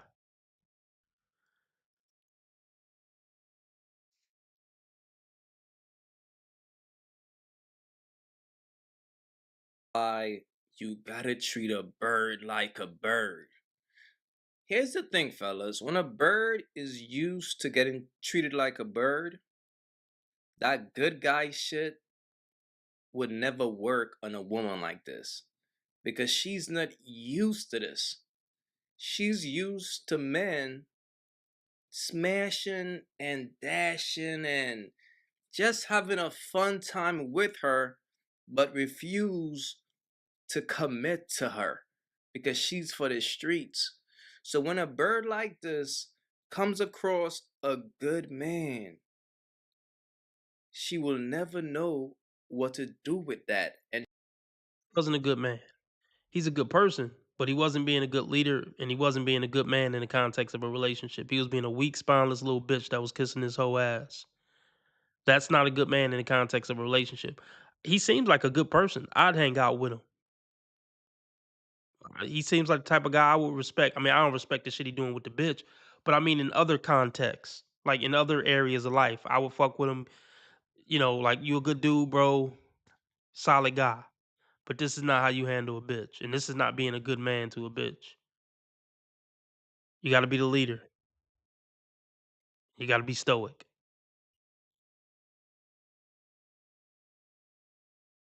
I don't know, T. Orlando, if I would kick it with you. Probably not. Like if you were, I'm gonna be honest. If you're as much of a troll as you are here, then no, I wouldn't kick it with you, RB. Or I'm talking. I said I wouldn't kick it with you, RB. I would kick it with myself. But okay, let's get nuanced though, T. Orlando. I don't fuck with anybody. I really don't like people in general. I'm not really a kicking it with people person in general. But no, I really don't like trolls. But you already know this. I talked about this before. I'm not into the roasting back and forth with guys. I'm not a hang out with the bros type of guy. I don't want to trade insults. It's just not my thing. And I know a lot of guys they like that. They want to break balls and talk shit. No, get out of here, faggot, and you're talking shit and I'm not into that at all. So yeah. So if I was gonna hang out with a, this sounds gay, but if I was gonna hang out with some guys or a guy, it would be the stereotypical. Like I would probably hang out with this guy. He seems like a really nice guy, like personable, friendly, just wholesome. Like I hang out. If I was gonna hang out with people, it would be a group of really like wholesome people. Probably like some like diehard Christians or something. Not like weird Christians, but they're just like super fucking wholesome. Like don't curse. I would probably hang out with some people who don't curse. Like that would probably be my crowd. I mean, I know I curse. And I would just reserve this part of my personality for y'all. But like if I was to hang out with some people in real life, I would probably be more fit for just like some really super nice, wholesome, humble people. Those are the type of people I would hang out with. I mean, it's not that I can't hear a curse word, but I'm just giving you a general idea. Um, yeah. Those are the people I like, man. I'm actually, despite how it may come across, I'm actually a really wholesome guy. I don't know if that's shocking or not. I mean, I probably don't come. I don't know if I come across that way at all, but yeah, I'm a really wholesome guy. Pretty much have traditional values. I'm sure y'all picked that up. Um, and I find most people to be pretty dark. I mean, it might sound weird coming from me because I know that a lot of this shit comes across as dark, but um, I just find most people to be really shitty human beings that I can't relate to because I don't feel like I'm a shitty human being. I don't like embarrassing people. I don't like talking bad about people in real life. I just ain't into none of that shit, man. But and a lot of other people are, and it honestly it makes me fucking sick. But that's a whole other tangent. The way people treat other people and shit, it disgusts me. So I try to just stay away from people as much as possible for that specific reason. I'm disgusted by how human beings treat each other and how people treat me. Frankly, I've been treated like shit by most people. I mean, this is not special. I know I'm not the only person that had this experience, but um, well, yeah, T. Orlando, if you're the total opposite in real life, then we probably, I don't know. I don't know if I missed the text bubble, but I don't know. Master, well, yeah, we probably be cool then, T. Orlando. I don't know. I don't know. Um, but Master of Blackjack says I'm a dark loner dude. I mean, yeah, I mean, yeah, that's a part of who I am. But like I said, the type of people who I would want to be around in real life are really positive, outgoing, humble, wholesome people. Even if I technically don't fit in with them, those are the type of people I would want to be around. They probably wouldn't want to be around me, honestly. But fuck it. Let's continue.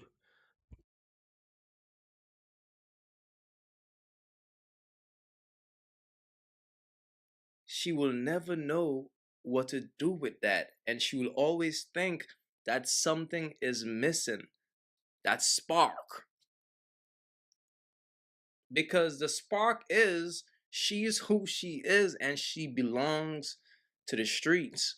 But when a sucker comes around and tries to save her, it will never work out, bro. But she's saying this is the guy that she should have married. It's crazy. Didn't know what it was, and this poor guy was just doing his best to try to figure out what was missing, like trying to make adjustments, but like he just couldn't figure it out, and neither could I, because I didn't have the self-awareness that I have now. What was missing was chaos.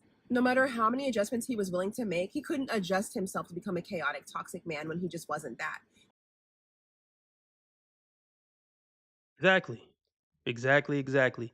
Never try to figure out shit like this when women try to put you on that hamster wheel. Oh, I don't know what's wrong. Something's wrong. I don't know what's wrong. Well, just bye. I'm not about to play this game with you, bitch. If you don't want to be with me, I don't play that game. I don't. Even back when I was blue pilled, I don't play that game. If you don't want to be with me, bye. I'm not about to try to figure nothing out or nothing like that. I'm being a good person. If that ain't good enough for you, bounce.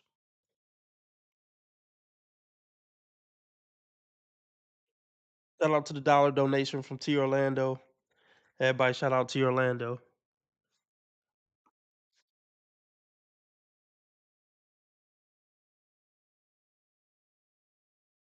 Yeah, T. Orlando, you got to be about your business. I mean, to some extent, considering what you do.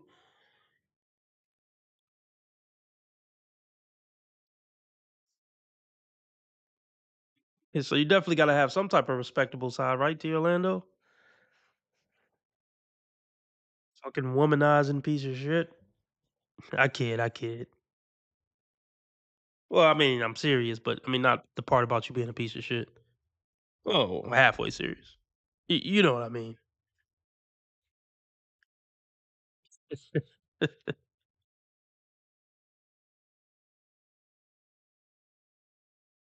Like, he couldn't adjust himself to become a chaotic, toxic man when he just wasn't that.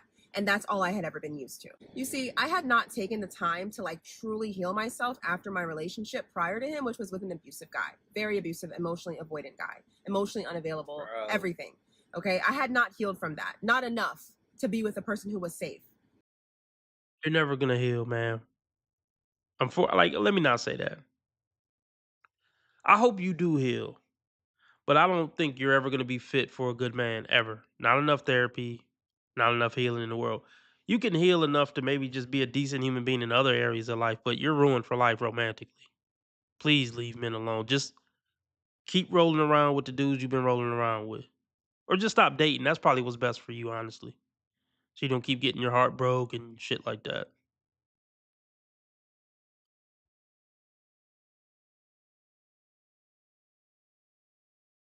Everything. Okay. I had not healed from that. Not enough to be with a person who was safe. And so one day when he pissed me off, I broke up with him like on a whim. Because the majority of my prior relationships were with like antagonistic men, I was not ready to receive someone who was safe and loving and kind and caring. Maybe I didn't think I deserved it. Maybe I couldn't recognize what it was. My nervous system didn't know what to do with safe. Just to be, yeah, it never will. It never will. She gave him all the signs though. The hoop earrings, just the slutty outfit she had on in that one picture. He should have knew what was up with her. Um, but look, I got a funny story for y'all. I almost forgot to tell y'all. So I went to the store last night. I won't even say what store or whatever. Y'all could probably guess. I went to the store last night, late night. And if you go to a certain store late night, if you go to a certain store late night, it's like a third world country if you go after a certain time. So anyway, I had a jersey on. I had a basketball jersey on. I didn't think it would be a controversial basketball jersey. So, um, I'm walking in the parking lot, and a car full of white boys. I mean, they had to be anywhere from 18 to 25. They drive by and they're like, "Oh, come on, man, not that jersey." And I'm like, "Oh god, here we go." I kept walking. I'm like, "Okay, whatever." I didn't make a big deal out of it, but I'm like, "Oh shit, whatever." So now I'm in the store and I'm shopping, whatever. I'm looking at whatever I'm looking at. Um, I'm looking at whatever I'm looking at, and this dude come riding by on a bike in the middle of the store. I don't know if it was a bike from the store or I don't know. He had to be about 23, and I think he had a couple dudes with him and a bitch. Anyway, backwards hat, type white boy. He was kind of big too. I don't know if I could have took him, but I was sizing the nigga up because he rolled past, and as he rolling past the aisle that I was in, he like, "Come on, man, you got to get a different jersey." I'm like, "Man, am I really about to have to fight some niggas over this jersey tonight? I just came in here to get some shit because I'm sick. I went in there to get some soup, some fucking tea. You know, like, am I really gonna have to throw hands with niggas, with some white boys over this fucking jersey choice tonight?" I'm like, man, what the fuck is going on, man? She Like, went so deep, she went past hell. You're so dumb. You are really dumb. For real. Is this camera on me? Yes, it's on. That's stupid. Use your common sense. What kind of shit is that?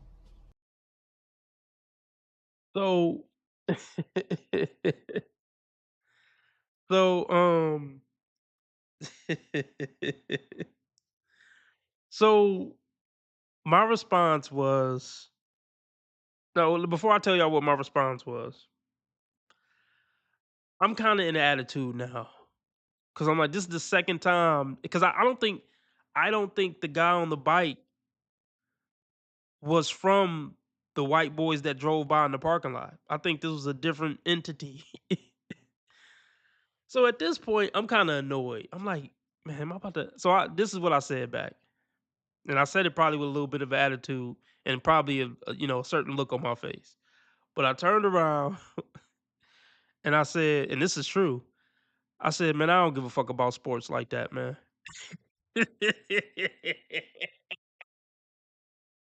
So at this point, I'm like, am I about to have to am I about to have to throw hands, man, in the store? I didn't know where he was going with that. Now y'all talk to me in the chat. Grown man to grown man. He was, I mean, I don't think it was a kid. He was at least like 20. So we just talking grown man to grown man. Do you go up to a grown ass man and tell him he need to get a different jersey? That's almost in some places that's like those are like fighting words. Like what the fuck you mean? Would you I need to get a different jersey. Like it could go a different way depending on who you say that to or what the situation is. So y'all let me know. I like I think I'm a pretty patient guy. So I mean, I didn't snap, but I did. Like I said, I might have had a little attitude, a little look on my face, like, man, I don't give a fuck about sports like that, man. Which is true. I don't. It's just a jersey to me. Because I don't. The jersey I had on, it's. I don't care about this team per se. It's just a black thing. You know, we wear jerseys just for the style of it or whatever. It ain't that deep. But do you go up to another man to say like you gotta get another jersey? Like, is that disrespect or is it? Y'all let me know.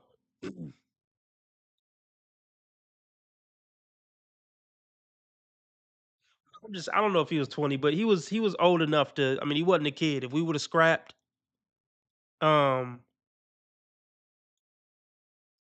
um, it wouldn't have been no charges or nothing. It ain't like he was 13 or something. That's the point of me saying he was at least 20. So yeah, I try to ignore it. So yeah, let me speak on this. Um, I try to ignore shit, man. Like so yeah, Master of Blackjack says basically those are fighting words. I mean, yeah. I mean, I look. I try to ignore shit. I try to avoid fights. I try to what's the word? Okay, we're gonna get to that. X just said, was he smiling? We're gonna get to that. But I just want to I want y'all to be in my shoes when I just heard a motherfucker from behind me. Or I don't know if he was behind. No, it was a side view. It was a side view.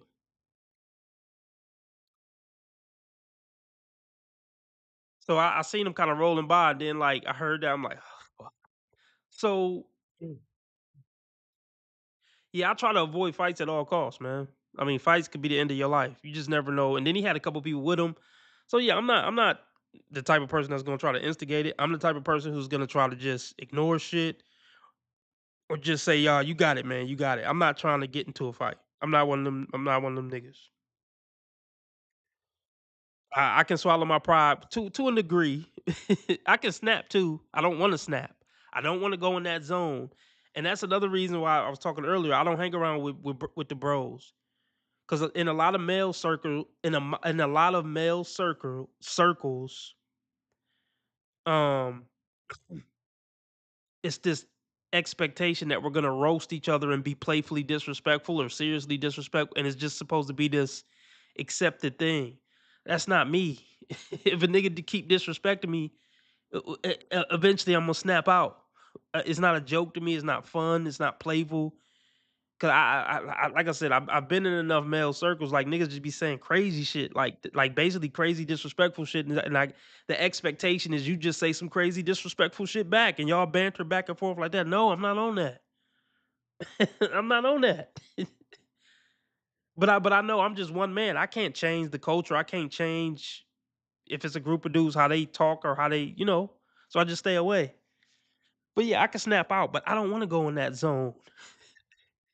I'm not proud to go in that zone. I don't think it's a positive. Even if I won the fight, I don't have that middle area. I'm either trying to downplay it or I'm snapping the fuck out. So,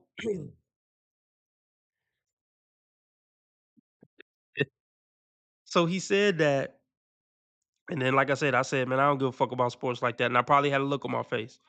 So, but after I said that, I looked at him. Now, I'm not gonna say I consciously was checking the temperature on him, but just instinct. I'm like these niggas like 3 or 4 deep. He said that, so now I'm in like awareness mode. Like, do I gotta put my dick beaters up or what's happening right now? So I turned to look to him after I said that, and he smiled and said, "Oh yeah, man, I got a lot of jerseys too," and smile. I'm like, okay, okay, cool. All right, cool, bro. And I'm just like, oh yeah, that's what's up. And then he just rolled on. But it could have went another way, y'all. Cause and let's be clear. I mean, I can pick up on cues. He said it in kind of a like a um. Wait, what about that one Target employee? Oh yeah, we could touch on that real quick too. Um, in Vegas with some friends, we were loud at Hooters at 4 a.m. Amigos got mad and told us to be quiet. I blew them off. They stood up. I told them in Atlanta when the niggas stand up, they want to do something. They sat down because I meant that shit. I mean, yeah. I mean, you 6'5", so did you stand up? Like, it's just, yeah, situations like that, man. Hey, see, I just stay out the way, man. I try to stay all the way out the way. I mean, not to say that I'm just hiding in the basement all day. Well, I guess kind of, but y'all get what I'm trying to say. I don't I don't go to bars. I try to stay away from environments where some shit like that could potentially pop off. I don't Yeah, don't go to clubs. I don't go to bars. I don't want to be around no group of guys. Too much testosterone and niggas trying to act hard. I don't need that in my life. I don't. Um, so I think the situation you talking about when I was in Target, I don't know if you talking about when the lady was trying to check me about some shit. Um, she was trying to check me about if I just left a certain area. I got mad because it was a little short black lady, and she was like, it felt aggressive. Like she didn't chase me down, but sir. I'm like, what's up? Did you just leave such and such? I'm like, no, I didn't leave. No, I didn't, because I already knew she was about to be on some bullshit. Um, but it was another situation. What else happened? Oh, actually, I've been having a lot of situations lately. I need to just stay in the house. So I was at the store, right? So I'm walking down the aisle with the cart, and it's this nigga walking with another guy, and he looked kind of crazy. So I mean, my antennas went up. I'm like, oh, this nigga right here look kind of crazy. But anyway, I try to just continue on, walk by him with my cart, and real aggressive. He was just like, "What's up, nigga?" He looked at me up and down, and was just like, "What's up, nigga?" I just kept walking, man. But I'm like, I don't know what that was about, but I'm about to keep walking, man. I don't know. I don't know. So, uh, okay. So shout out to John. He donated $10. I'm gonna hit you with the meme compilation. He says, I ran into the nearest store and bought a jacket with a sports team on it because it was cold. Some clown tried to lecture me on team loyalty. I told him I don't care about sports and walked away. Oh, facts. Okay, cool, John. So you had the same, basically close to the same situation I had. That sports shit get real, man. Like, I'm gonna be more careful now when I wear sports shit. I'm gonna be more careful. or just never go to the store after a certain time too. That helps. Um, but what was I about to say? Oh, T Orlando says never back down when a nigga try you. Oh, I got another story for y'all. I got plenty of stories of niggas trying me. I try to downplay it, y'all. I'm not trying to get in a fist fight.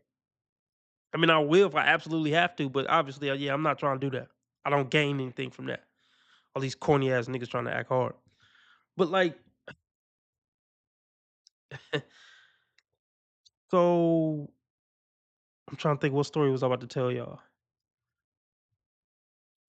Um, oh, well, let me address this first. T Orlando says never back down when a nigga try you. I don't agree with that.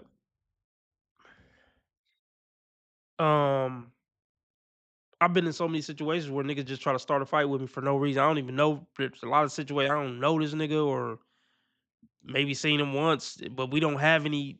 There's no situation there. This nigga's trying to force it to be a situation. I look. I look at this shit. Now that I'm a grown man, I mean, this ain't like a friendly fade after junior high when the bell rings. Now that I'm a grown man, I see every potential conflict as the end of my life potentially. So the only time I'm really going to get, I mean, yeah, if you punch me in my face, I'm gonna fight back. But other than that, I'm down playing and de-escalating. Um, um, so I mean, yeah, if by the time I'm going there, I mean, yeah, I'm defending myself for my family, and it's just on some back against the wall, had to do what I had to do type of shit. Other than that, I'm down playing and de-escalating. Oh, you got it, bro. Okay, you tough. Okay, cool. You got it, bro. I don't want no problems. You got it. I ain't scared to say that. I don't feel like I'm less of a man and nothing. You got it, bro. All right, you tough. You got it. You got it, bro. Um, but okay, another story. This is kind of a good one. I mean, it ain't that big of a story, but okay. I'm actually out with a woman. I'm at a bar with a woman. It was actually a date. It wasn't just like I met a woman at the bar or whatever. But I'm uh I'm at the bar. Uh I'll just say this. I'm at the bar with my lady at the time. So this isn't a blind date. This is my lady. And we just whatever. We sitting at the bar. We chilling. A lot of my stories. I don't know if it's racial. A lot of my stories probably racial. It's white versus black. Um.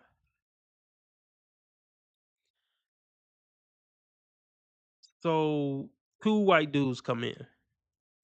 Now keep in mind the bar is it's 100 bar seats and bar stools. The bar is pretty much empty. We're the only two people. Maybe it was one other person spread out all the way down the bar.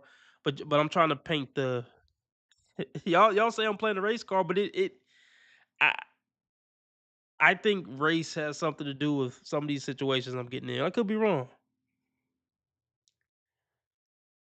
But the bar was pretty much empty. We're sitting at the end of the bar and there's 100 empty bar seats and stools on the left of us. So uh so two white dudes walk in. They walk all the way down to me and my lady, like literally to the seats next to it. They skipped 100 bar seats to come literally to the bar stool next to me. My lady. But I'm sitting on the out like on the left and she's sitting on the right of me. So the two dudes walk up on the left of me. And like I said, skipped 100 bar stools and bar seats. And he say, you gonna let me in? I'm like, I mean, I'm thrown off because I'm like, and I looked down at the 100 bar stool. I looked around for a little bit and I'm like, this nigga walked all the way down and skipped all these bar seats to sit next to me. And not only that, gonna say you gonna let me in. Like I'm stopping this nigga from sitting at one of these 100 bar seats. But not only that, not about the 100 bar seats. I'm not stopping this motherfucker from sitting next to me and this one next to me. I mean, it's literally nobody here, bro. I don't need to move my bar stool or stand up to let you in to sit next to me in this bar stool, bro. But keep in mind, I'm not I don't go to bars. So I don't know if this is am I missing something? Is this bar etiquette? I don't know if what I'm missing. I'm at like cuz I like I said I don't really go to bars. This was like one of the very few times I've ever sat at the bar. I've sat at a bar like 2 or 3 times in my life tops. So, I mean, I'm just like, sure, dude. I mean, like I'm lost. So I'm just like, sure. I didn't know I was stopping you from sitting down, but I stood up to let him do whatever he needed to do to sit next to me in the bar stool. Like, so, um, I mean, I guess he just said kind of thank you with this, I guess, sort of aggressive tone. But then, I mean, he sat down and then I sat back down, and I mean, that was the end of it. But I'm just like, was this motherfucker trying to start something, or what? I'm lost. Maybe y'all can help me figure that shit situation out. Because like I said, he skipped they skipped 100 bar stools to come down and have that little interaction with me. So that was definitely on purpose. This motherfucker went out of his way to walk to the end of the bar so he could come ask me, "You gonna let me in?" So that was intentional to try to stir up some shit with me. Yeah, he was definitely fucking with me. There's no question. Like, yeah, there's that. I got that part down. And of course, it was a snow bunny I was with, so maybe that was it. You know, he saw me as a mark. I don't know, but for a situation like that, I'm not about to engage in this. Like, I'm not about to engage in this. Sure, sure. You need me to stand up so you can sit down. Sure, bro. Sure. I don't get this, but sure, man. I want to continue my day. But yeah, man, just stupid shit, man. Stupid shit. Um, you gonna let me in? Like, what, let you in? What? Just pull the. But I didn't even. I could have took it there. I could have. We could have. It could have went left, man. It could have went left. But I'm glad I did what I did. It's rare that you're gonna avoid a fist fight and then in 10 years look back like I should have set it off on that nigga. It's very rare that if you got any sense in your head that you're gonna look back 10 years later and say that one time when I walked away from that fight or I de-escalated that fight, I should have just said it on that nigga. It's rare that you go in retrospect wish you would have set it off on the nigga.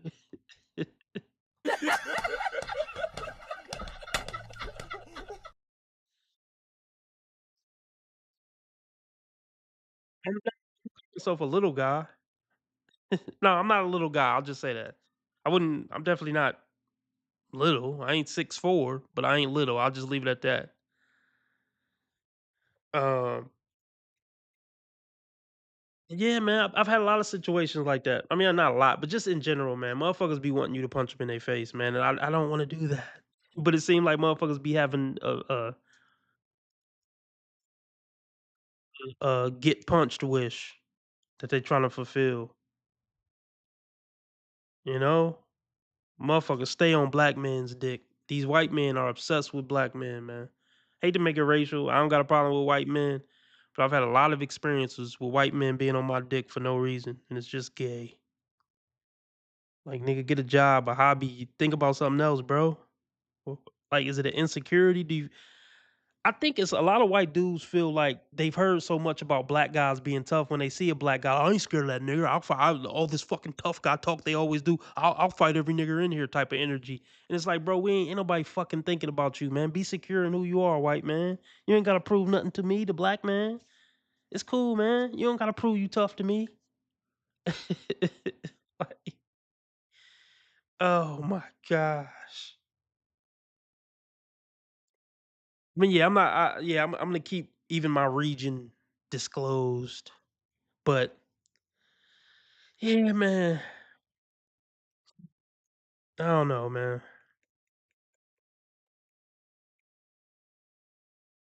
That's why I try to stay out the way. And quick, I really don't like going out to eat either because it's always some shit, especially when you out with a snow bunny. I don't want to stare. I've had. Let me tell y'all another story. I was out with this my lady again, my snow bunny, my woman. We went to this restaurant. I got multiple stories like this. This is why I don't even like going out to eat no more. So we went to this restaurant. The lady took our orders. The lady repeated the order. You know how they repeat the order back after you give it, right? So she took both of our orders. Then she repeated my lady's order back. Um, and then when it was time to repeat my order back, she was like, yeah, yeah, and whatever you're having, and walked off. We really trying to trigger black people so we can go off and show them a nigga. You want a nigga? Nigga here now. You want like like they really be trying to like trigger black people, man. I don't know. I don't know.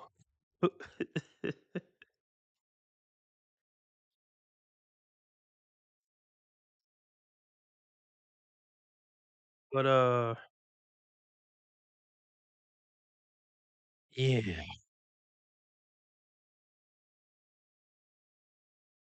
Sure we had 2 hours, but fuck it, let's keep it rolling a little bit. We had 2:08. Yeah, man, the racism shit is crazy, bro.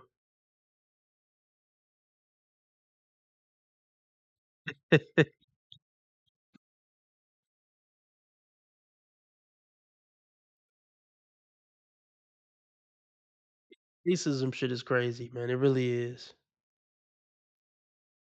Yeah, the whole thing about black people not tipping, that's probably truth to that. I mean, I tip, but that's what I'm saying, man. The people who get the shortest end of the stick when it comes to stereotypes and racism against black people, it's the good black people. Because we get treated in a way that we haven't earned, if that makes sense. Like I've always tipped, but hey, maybe 8 out of 10 black people don't tip. So then when my black guys come in there and I'm tipping, I'm still gonna get the attitude of the 8 that came before me that didn't tip.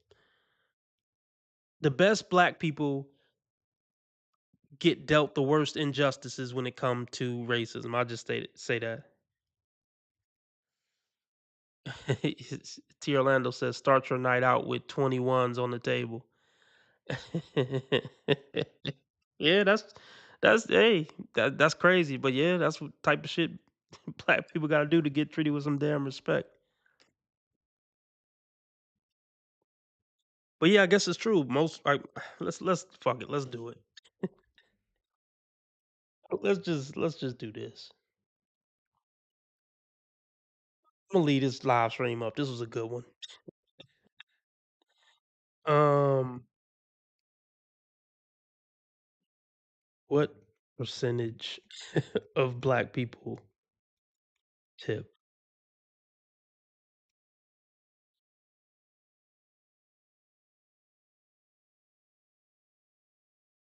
Uh,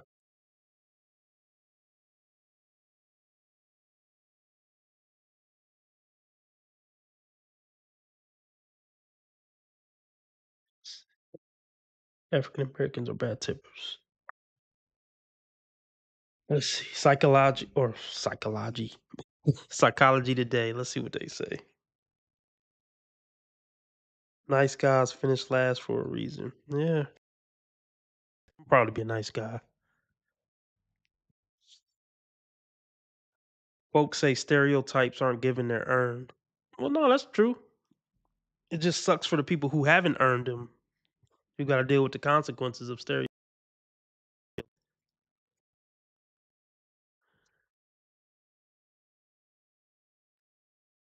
Okay, African Americans are bad tippers. I'm sure this is a progressive perspective.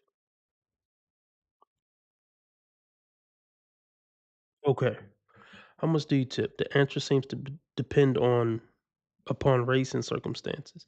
Anecdotal evidence and social science research support the widespread belief that in restaurants, white Americans customarily leave 15% of the bill, while African Americans typically leave a flat amount no matter what. the bills come to. I can see that.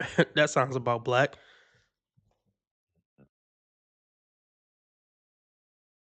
So let's see. These figures are independent of class and hold true whether the server is white or black. Interesting. Hmm.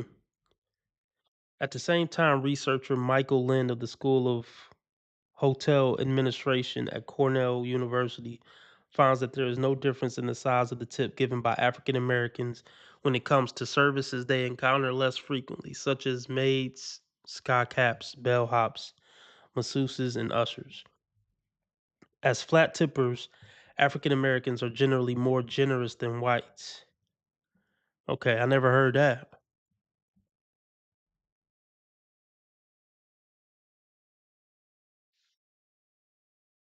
Hmm. Let's see.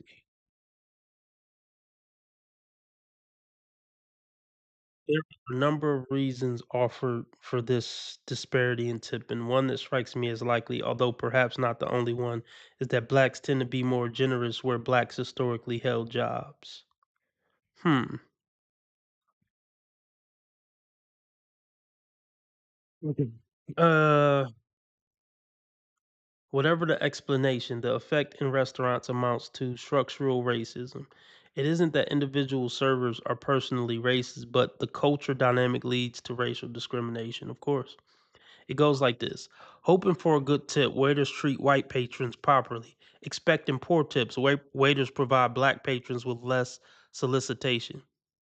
Even though some black patrons are just as likely to be more generous than the average white customer. There is now a gap between how white and black patrons are treated. Facts. Big facts. I've definitely experienced this. Like, to the point where, I mean, going out as a black group to a restaurant, it's like, yeah, it's rough. It's rough. I mean, I'll tell y'all, I'll give y'all a little insight to the family I come from. My family's not really hood. Like, I come from somewhat of um, how can I put this? Grew up kind of stereotypically black, single mother in the hood. But my mom's side of the family is like the Huxtables, but she decided to go on her own and move to the hood so she can have some independence. But my mom's side of the family are kind of like the Huxtables. So I come from a good black family. So when we go out as a family, that side of the family, whatever, it's but like I said, it's the colored. So yeah, they're not gonna discriminate based on if you're a good black family or bad black family. They just see a table full of black people. Um, let's see. John says, I used to work as a cook. Servers used to come in the kitchen angry when black people got seated at their tables. They didn't expect to be tipped. Yeah. I mean, yeah. I've worked at places that involve tips, and people get so butthurt about tips.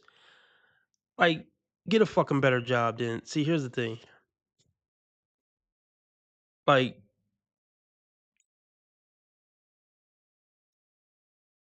when I work at jobs that had tips, I never got butthurt about that shit.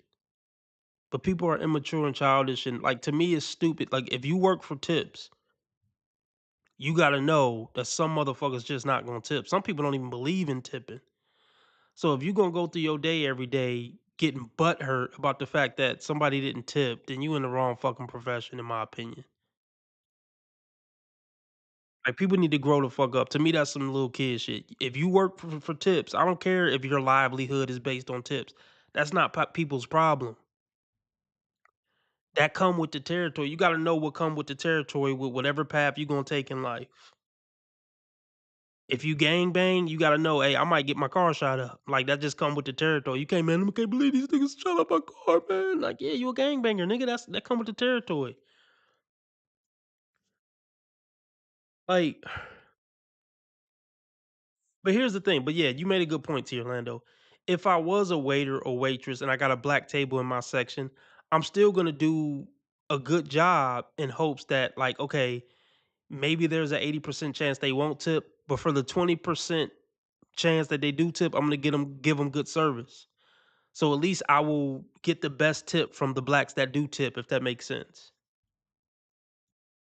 Um,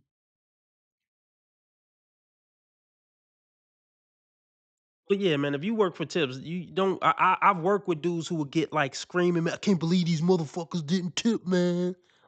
I mean, I didn't go get into it with them, but it's like, nigga, we work for tips. Some people ain't gonna tip. Get over it. Stop being butthurt about that shit. It's part of the job. Everybody's not gonna tip, bro. Everybody, and even the people that do tip, they might give a 50 cent tip, a dollar tip. You just can't. Just don't worry about it, bro. Just do your job. Whatever tips you get, hey, it is what it is. Get a better fucking job.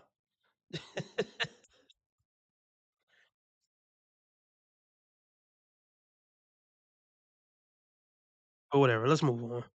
Well, no, let's wait. Hell jobs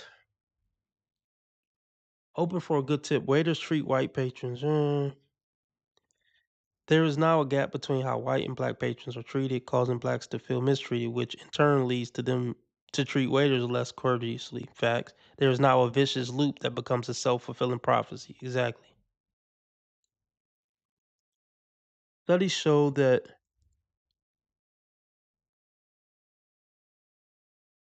I don't know if that's a myth to Orlando. I can't say. So I can't say. We're all speculating. We're all speculating. Um, but like again, stereotypes usually don't come out of thin air. But I don't know. I definitely tip. Shit, I tip. It says study shows that as most waiters in the U.S. prefer the tipping system to flat wages, especially if they work in restaurants where the tabs are high and the clientele isn't African American.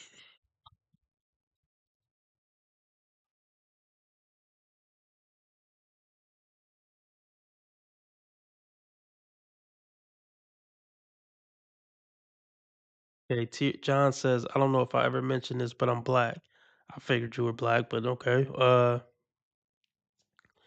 But I'm black. When I go out to eat in restaurants, I usually tip 20%. I do that based on the hope that they'll remember me when I go back. Man, that's true. And then you got some black people who will over tip just to show like I ain't one of them blacks.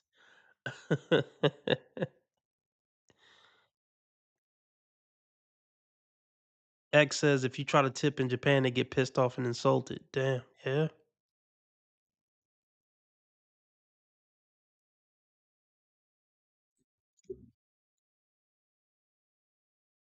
See, it says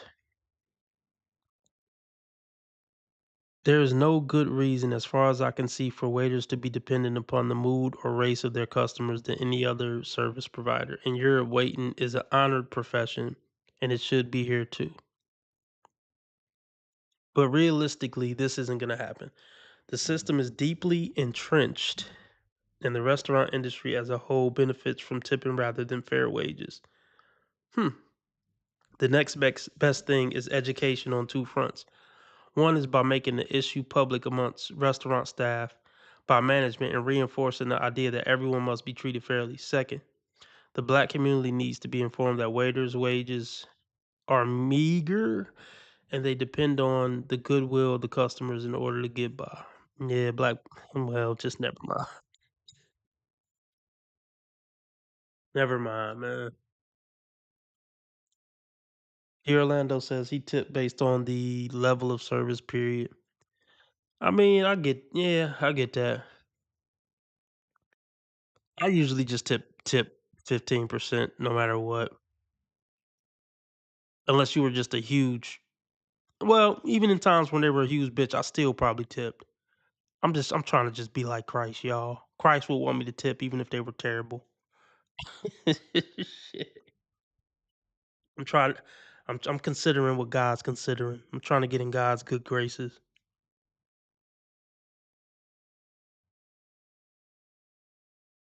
The black people I serve adore me, but that's most of my customers. That's what's up. All right, let's see if how much more do this got. Maybe I didn't think I deserved it. Maybe I couldn't recognize what it was. My nervous system didn't know what to do with safe. My parents were kind of emotionally unavailable. Growing up in that dynamic, you kind of look for that in partners as well. So I ended up with emotionally unavailable men back to back to back. Oh, no, no, no. I'm not saying the relationship you had with your parents can't affect your romantic relationships and stuff like that. But no, you just like Pookie dick and you like getting treated like shit by Pookie. You like how I make your pussy feel. You don't got nothing to do with the parents. It don't got nothing to do with the relationship you had with your parents. Nice try though. Nice try.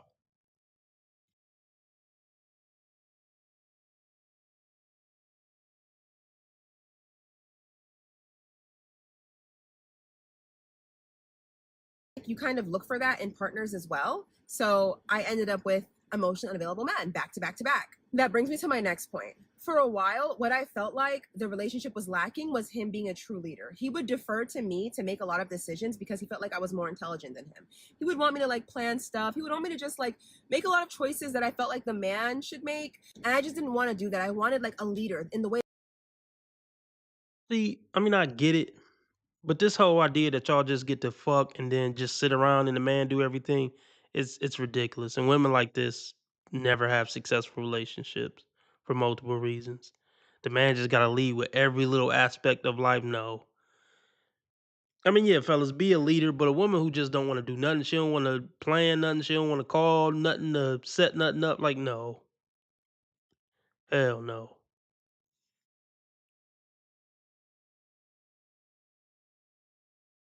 And I just didn't want to do that. I wanted like a leader in the way that I saw leader, how I viewed it. But like knowing that he has weaknesses and that I have strengths and then deferring to me where he's weak and letting him take the reins where he's strong is leadership. Like, okay, he could lead when it comes to protecting and providing and whatever, but he may have needed help with planning and stuff that he's not so good at. But I just couldn't see that at the time because I was dumb. I thought I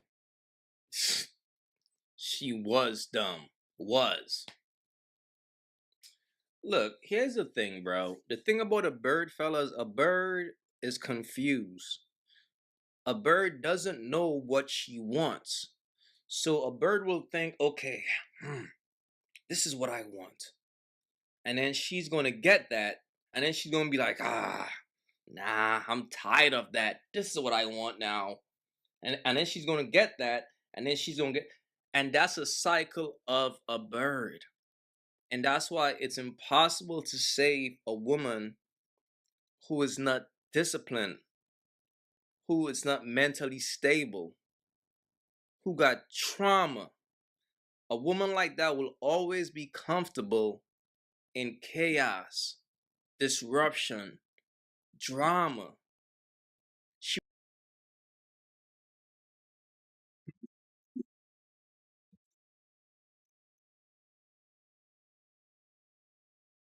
It's 2.5 hours. Okay, okay. will never be comfortable in a disciplined setting. You will regret it.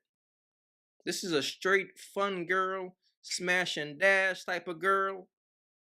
But do not look at this chick like she's wifey. needed 10 out of 10 boxes checked. But relationships are not found, they are built. Soulmates are built. Boxes can be built. If the person is at 7 or 8 and the last two need some work, you can meet them halfway. They can meet you halfway. Adjustments can be made. You don't have to break up. So She took some accountability. I'll give her that. I'll give her more credit than these other dingbats. It it at least sounds like she's somewhat trying to take accountability and be mature and grow. I'll give her credit for that. But she's still cooked for life and don't fuck with this in a serious way. Period. You think I'm always looking to end the stream? Well, the stream was only supposed to be 2 hours. That's why I'm looking. I mean, I do look sometimes just to see where we at. But I mean, we passed due for it to be ended. You know?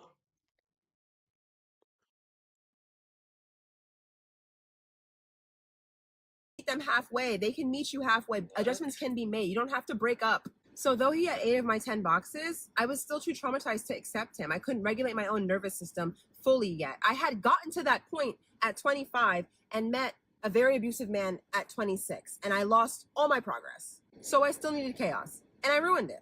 The next guy I dated after that ended up being another avoidant who was emotionally unavailable and ended up breaking my heart. To me for looking at the clock.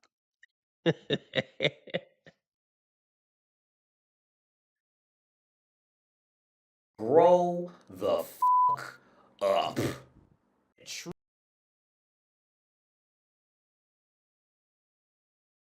What kind of shit is that?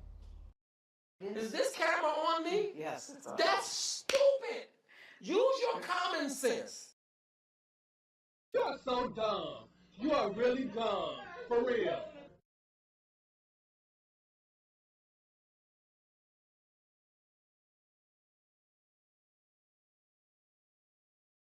Feeling well, I don't know. Today was a rough day too, but yesterday was real bad. So I guess I feel a little better, but oh yeah, let me be fucking nice, man. I gotta find it. Listen, don't make a scene, all right? I want to talk to that fucking bitch. Hey, be fucking nice. Don't fuck up in here.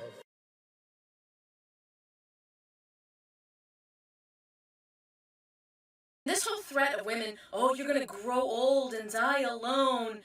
No, we're not. That's not a threat. We have our friends. We have our sisters with us. Do you ever see the Golden Girls, my dude? Oh my That's god. not a cautionary tale. It's a goddamn victory lap.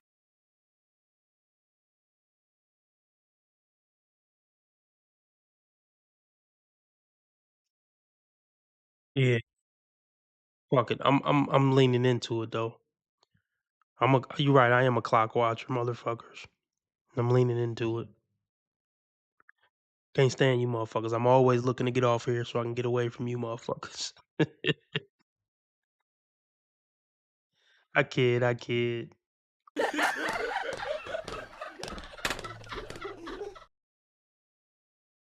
You don't find that suspicious? You don't find that suspicious?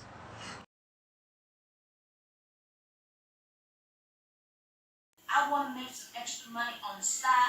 That's my business, not yours. It's your business.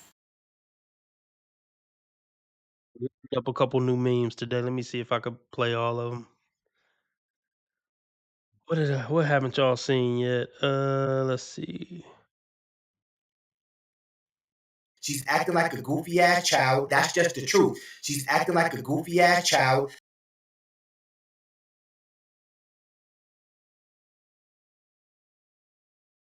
Where is she getting this idea that she'd even make a good partner?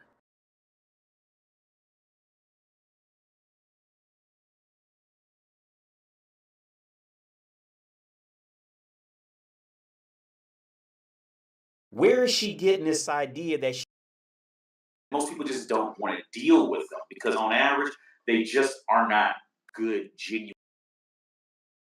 That's none of your business. I told you I was fat. Oh, okay. We don't play that shit on my channel.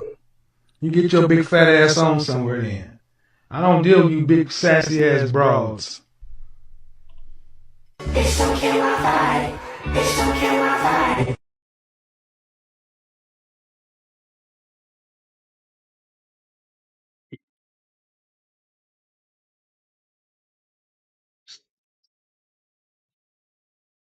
That's none of your business. I told you I was fat. Oh, okay. We don't play that shit on my channel. You get your big fat ass on somewhere then. I don't deal with you big sassy ass broads. She's standing up there looking like a swollen Satan. Oh, God. So fucking cry, bitch. I don't give a f. It's funny, if anything.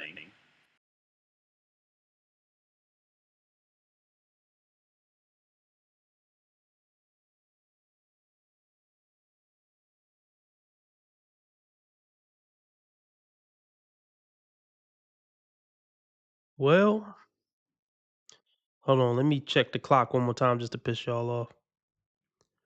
2:32.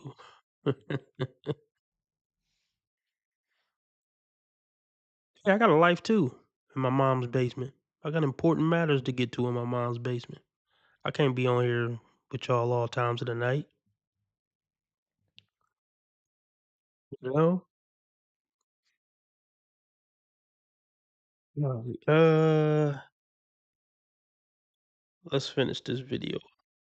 It only got like 30 more seconds. And then I'm gonna get off here. It was a good stream though. Y'all can't deny that. Chaos. And I ruined it. The next guy I dated after that ended up being another avoidant who was emotionally unavailable and ended up breaking my heart worse than anybody else I'd ever experienced in my entire life. So I got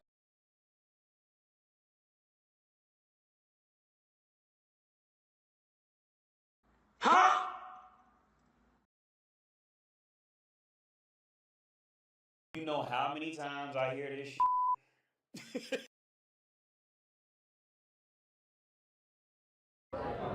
Dead giveaway. Dead giveaway. Charles, thank you very much. Dead giveaway.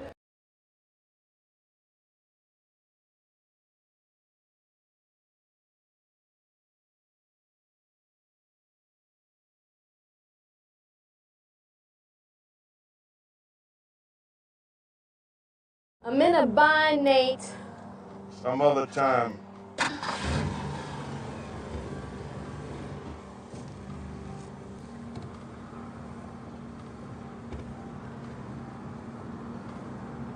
I really need this money, Nate.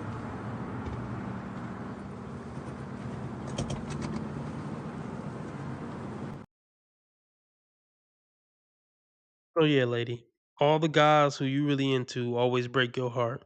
And all the guys who are really into you, you always break their heart. And yeah, that's gonna be your cycle for the rest of your life, unfortunately.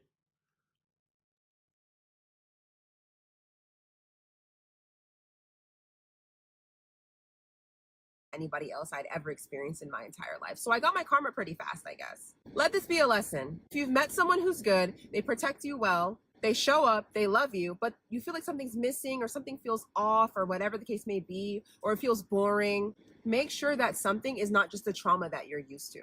Make sure that, you have healed enough to even receive what they're offering you. You don't need a perfect man. You just need a man that checks enough boxes that you can work with the rest. Anyway, that angel wasn't even on social media like that, so he'll probably never see this, but still, you do see this. I hope you're doing great. Look, fellas, here's the thing about a woman like this.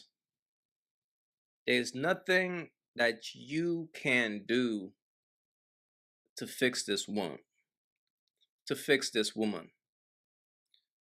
This is why a woman's past matters. All right, I'm out. Remember how others treat you is their karma, how you treat others is your karma. Be nice to people because God's watching. Keep your karma clean, your soul clean. He gonna ask you about that shit when you meet him. Remember, I'm a nice guy. I just play asshole on the internet, and I've never done anything remotely wrong my entire life. Ever. Follow me on Rumble if you haven't already. Join the membership, link in the description.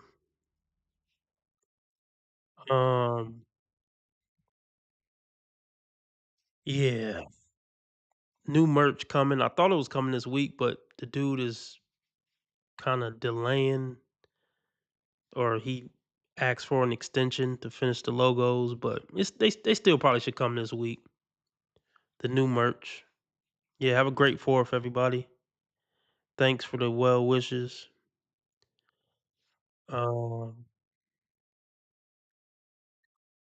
Be back tomorrow. So what's tomorrow, the 4th? So yeah, what y'all got planned for the 4th? Before I get off here, y'all got any cool plans for the 4th? I don't. I'm definitely going live. Yeah, I'm definitely going live. Maybe I'll do a live. I don't know. Y'all let me know. Well, no, I might do an early live. I'll probably be doing live tomorrow, probably closer to 5. Don't quote me. But I think the live tomorrow will be closer to 5 than anything. Just in case y'all got some 4th of July plans. 5 Central Time. That's about 2 hours earlier than I usually get on.